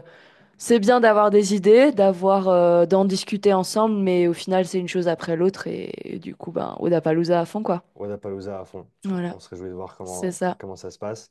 Basile, on repasse sur toi pour gentiment arriver au bout de ce joli podcast parce qu'il faudra qu'on mange à un moment donné quand même. Euh, on en avait parlé tout à l'heure. Multiples casquettes, Paraît-il. multiples axes de développement pour toi. Comment tu as fait évoluer ta gestion du temps cette dernière année avec ces évolutions autant personnelles que professionnelles? Bonne question. J'ai Qu'est-ce qui t'aide au quotidien Ce qui pour... m'aide, c'est des trucs ultra simples, mais d'avoir un agenda et d'avoir des plages horaires dédiées à tel.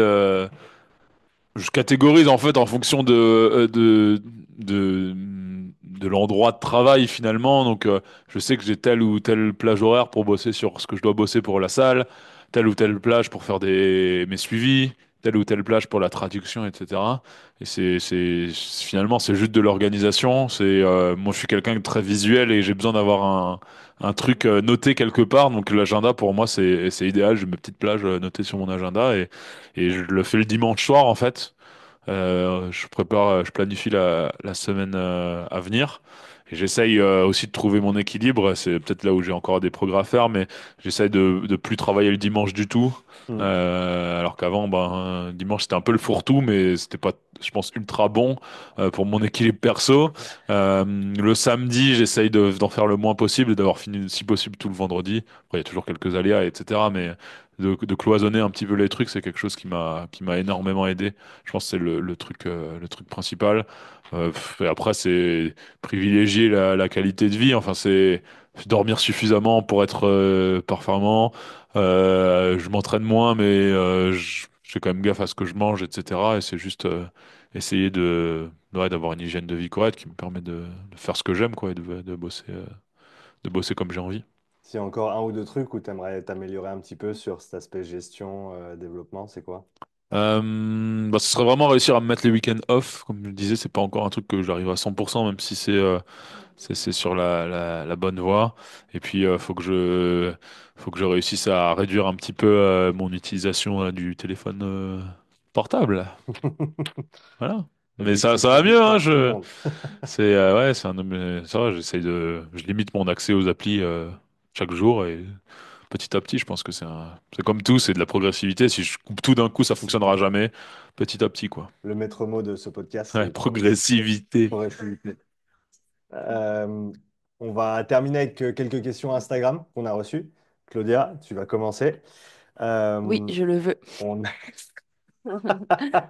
Bah, tu connais déjà la première question, je vais te la lire. Victor Offer, le seul, l'unique, qui dit: Que ferais-tu si John Cena te demande en mariage? Je dis non, j'épouse Victor offert.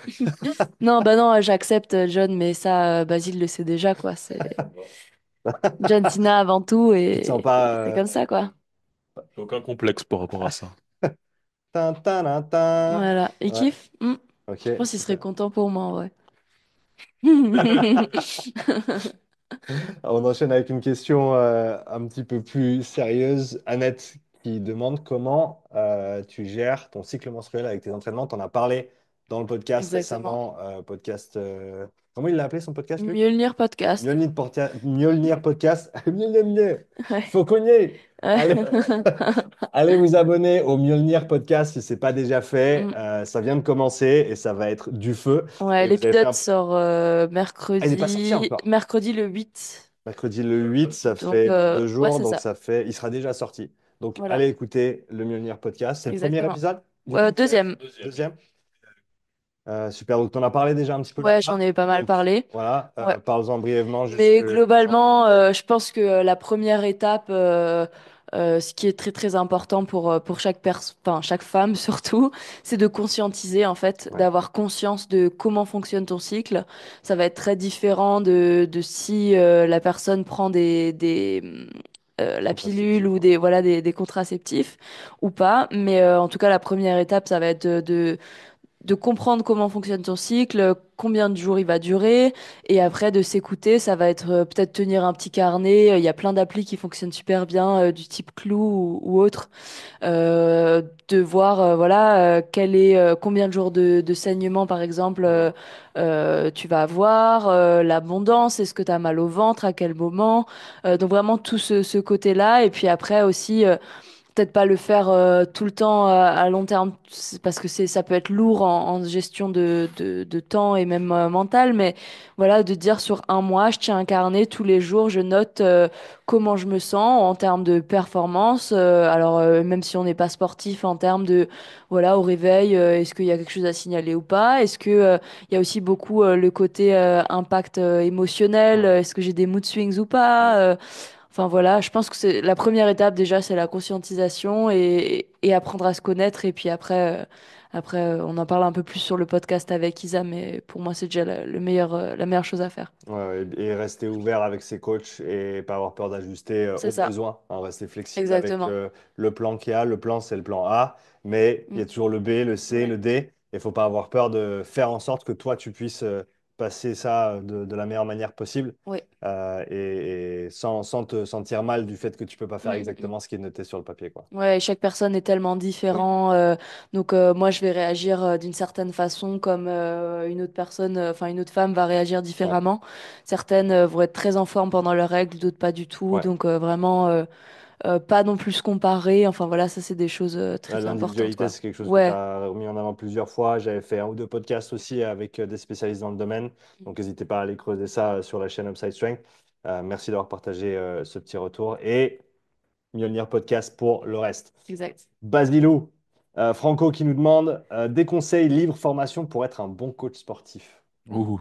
Euh, Upside Strength pour les formations en conditioning. Mais non, enfin, des livres, il y en a tout plein et je pense Ceux que qui t'ont marqué le plus, qui te viennent en tête. ouais. Alors là récemment, c'est un livre que André m'a partagé lors de notre petit process de onboarding quand il m'a proposé de rejoindre.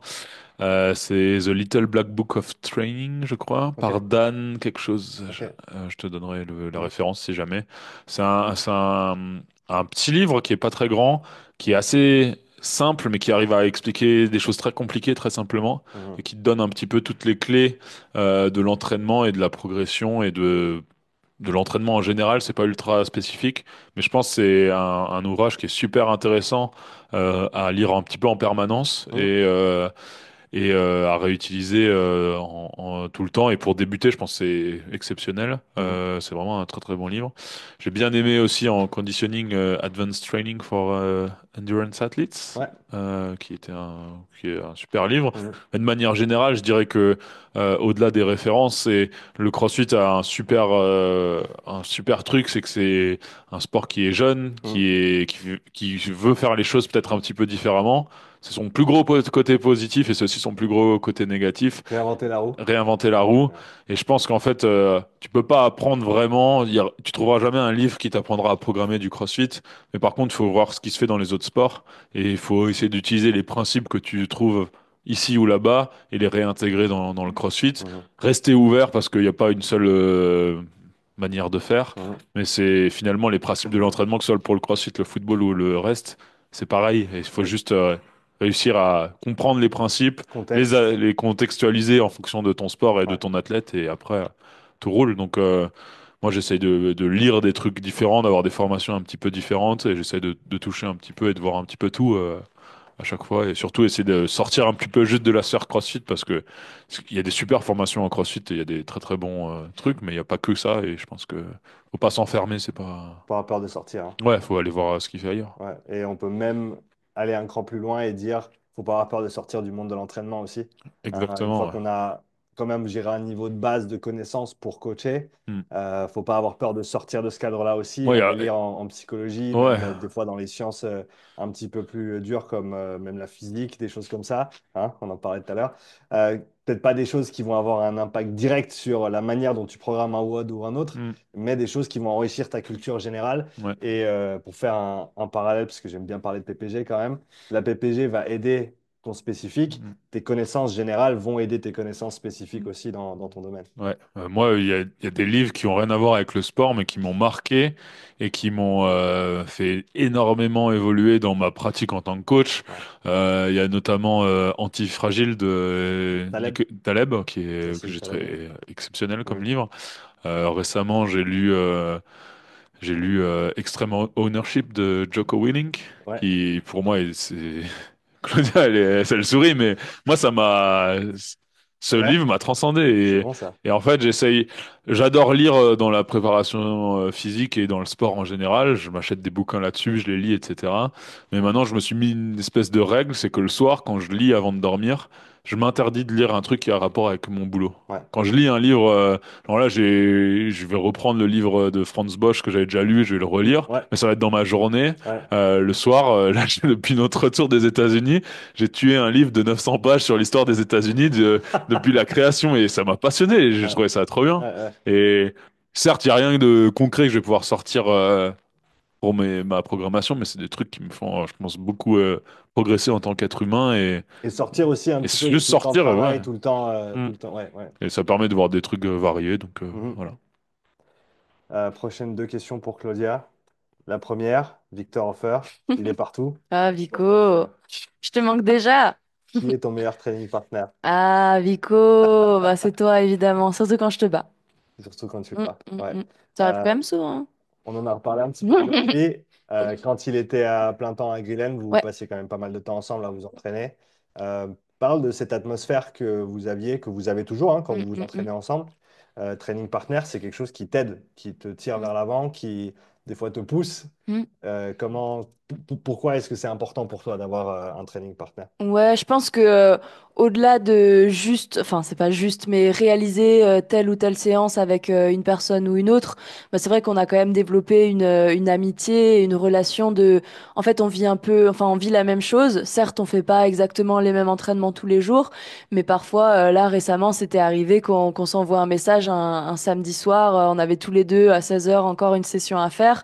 T'as pas envie, c'est une session dure, tu t'envoies un petit message et puis ça te rebooste Ouais, et voilà, c'est des petites choses parfois, mais avoir ce lien-là, garder voilà des périodes où c'est un petit peu plus dur pour l'un ou pour l'autre, s'envoyer un petit message hum, ou bien c'est vrai que on l'a quand même fait ben, en prépa semi, on a fait tous les WOD ensemble. ouais, En l'écart, ça fait depuis le début qu'on fait les quarts de finale, on a toujours fait les WOD ensemble à Grillen. Au début, ça a commencé voilà, même quand on n'était pas encore athlète pro à temps plein. Et puis on a gardé ça et je pense que c'est important de garder aussi ben, voilà, des relations avec, même si ça devient ton métier ou quoi, de fun. Et puis là, récemment à Noël, on a fait un WOD de Noël avec Isa, Luc, Basile et Maya. Et voilà, mais voilà, c'est pas forcément ce WOD qui va nous faire devenir champion des CrossFit Games, mais humainement il y a le côté humain aussi qui et reste ouais, c'est important dans ça, et l'athlète c'est professionnel. tellement important. Et parfois sortir un peu, modifier la prog de l'un ou de l'autre pour faire passer juste un moment ensemble, ben c'est trop cool, quoi. Ouais, Donc c'est ce qu'on va faire cette année en 2025 encore plus, Vico, hein. c'est de ça qu'on veut entendre. Qu'on te bat sur des WOD. Attention, Vico, elle arrive. Geoffroy qui demande pour Claudia sur quels principaux aspects de ton fitness tu vas chercher à progresser en 2025. Le vélo pour pouvoir te tenir sur la montée du Saint-Odile. Ouais, c'est chaud la mazou. Je pense, bah ouais, hein, le bike, hein. En vrai, c'est vrai que c'est quelque chose on On en en a a parlé discuté hier. avant Ouais, sur la off-season, faire penser un petit peu autant biker que vraiment sortir. du sortir dehors, quoi, à fond. Ouais, Ça, c'est quelque chose que j'ai envie, mais c'est plutôt du coup saison off. ouais. Et puis après, ben, ça va beaucoup dépendre finalement des compètes de l'année. Mhm. C'est souvent ce qu'on fait. Après, on sait les guidelines. Il y aura toujours sûrement de la course à pied. Il y aura toujours, je pense sûrement, des axes d'amélioration sur le côté chaîne post, force ou force en général, parce que je pense que t'es jamais trop fort en CrossFit. Et Ouais. quand je dis force, c'est pas juste le max snatch et le max clean and jerk, c'est voilà le côté strongman ou Mhm. plein d'autres choses. Mhm. Et puis après, je pense que c'est beaucoup ce qui va tomber en compétition et ce qu'on va observer et puis avancer là-dessus, quoi. Mhm. Et puis aussi, je pense, voilà, on parle beaucoup de fitness et de performance, mais aussi chaque année, j'essaye d'améliorer des choses dans mon quotidien. Ça va être mon sommeil, ça va être... Donc voilà, je pense que là aussi, on a des petites choses qu'on veut faire évoluer, quoi. Mhm. Tu valides? Je valide. Dernière question. AAG qui demande comment tu intègres tes entraînements spé ergo à ta programmation générale. Oh là là, bah Sean, c'est ton travail, tu réponds, hein. Euh, Déjà, quand c'est dissocié, bah, ça change beaucoup, hein, selon si c'est phase dissociée ou phase spécifique. Je dirais que dans la phase générale, où on va avoir, je dirais que cette année et même l'année d'avant, on avait vraiment un gros focus course. Donc, pour moi, la manière dont je voyais ce que j'apporte, la manière dont je vois ce que j'apporte, c'est en complément en fait au running parce que le run, c'est la priorité numéro une. Donc, au final, moi, je vais voir ce qui reste comme séance possible. Donc, en général, c'est 2 à 3 dans la semaine et on va compléter avec pour cocher les cases en fait. Donc, tu rajoutes quelque chose? Non, non, mais vas-y. Enfin, ce que je voulais rajouter, c'est que l'avantage des ergos et du conditioning, c'est que c'est quand même moins traumatisant que le reste. Ouais. Du coup, la première chose qu'on fait, c'est que c'est la deuxième session, enfin, ou la première session selon l'ordre, mais Mm. il y a une session salle, on va dire, il y a une Oui, session on dit ergo, c'est donc ça, c'est, c'est ça. ouais. Il y a souvent voilà, une demi-journée monostructurelle, on va dire, une demi-journée qui va être soit force, soit haltéro, soit rappel gym, soit crossfit. Donc ça, c'est clairement, tu as bien fait de le rappeler, comme la répartition générale des choses. Et après, ouais, focus run. Et après, on coche les cases avec ce qui reste et on parle toujours au début des phases de programmation. Qu'est-ce qu'on essaye de travailler en ce moment-là? Par exemple, ça peut être, ben là, il faut quand même continuer à bosser un peu plus le rameur cette année. Le ski, tu as fait d'énormes progrès l'année dernière. On a vu qu'au Games, tu étais au niveau des autres nanas, voire un petit peu au-dessus sur certains WOD, ce qui était vraiment génial parce que ça n'avait pas nécessairement été le cas dans le passé. Donc, il faut qu'on continue à bosser le rameur. Le bike un petit peu, même s'il apparaît assez rarement en compétition. L'éco-bike, où tu performes en général très très bien, même si au final, on en fait très très peu dans l'année, hein. Mais je pense qu'il y a un très bon transfert avec toutes les autres choses que tu fais et cette modalité-là. Donc en général, c'est plus à l'approche des compètes qu'on va l'utiliser, même s'il y a des chances que l'année prochaine, on l'utilise un peu plus dans la prépa générale. Et après, dans les phases spécifiques, en gros, on parle beaucoup, toi et moi, hein. Pour moi, ton retour, il est tout aussi important que tout ce que moi, je peux imaginer dans la tête, parce que toi, tu sais, avec ton expérience de compétition, ce dont tu as besoin. Et ben, notamment, demain matin, on a une grosse séance d'ergo. On ne sait pas encore ce que c'est, on va en discuter et on va déterminer, surprise, on va déterminer de quoi tu as besoin, qu'est-ce que tu veux travailler, avec des formats qui du coup vont être plus rapprochés, plus spécifiques aux demandes du CrossFit. Donc ça va être des formats en cale, des formats en distance, qu'on va peut-être retrouver, qu'on va peut-être aller piocher dans des compètes qui ont été exécutées avant.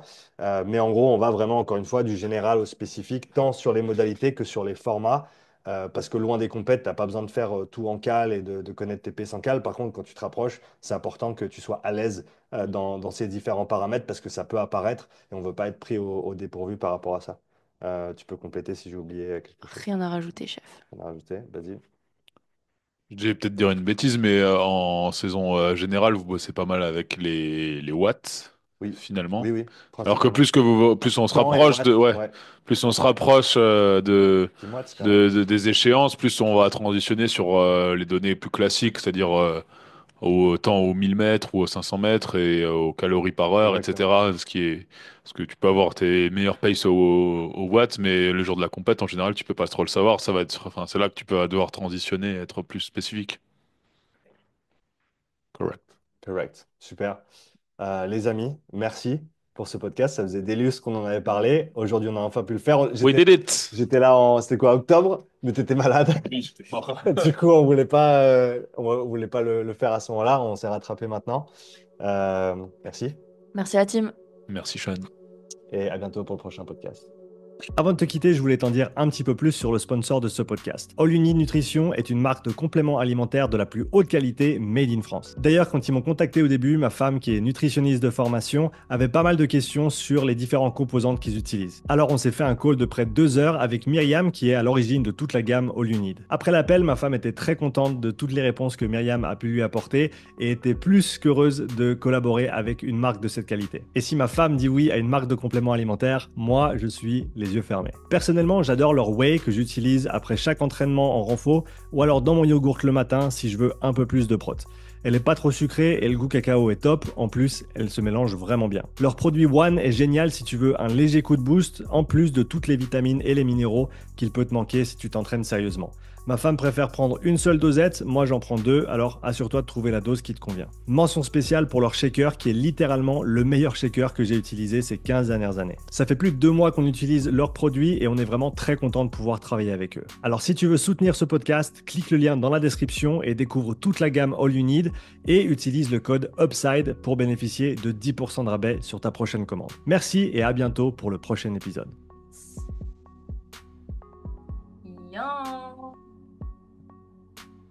Thank you. Bonjour. Bonjour.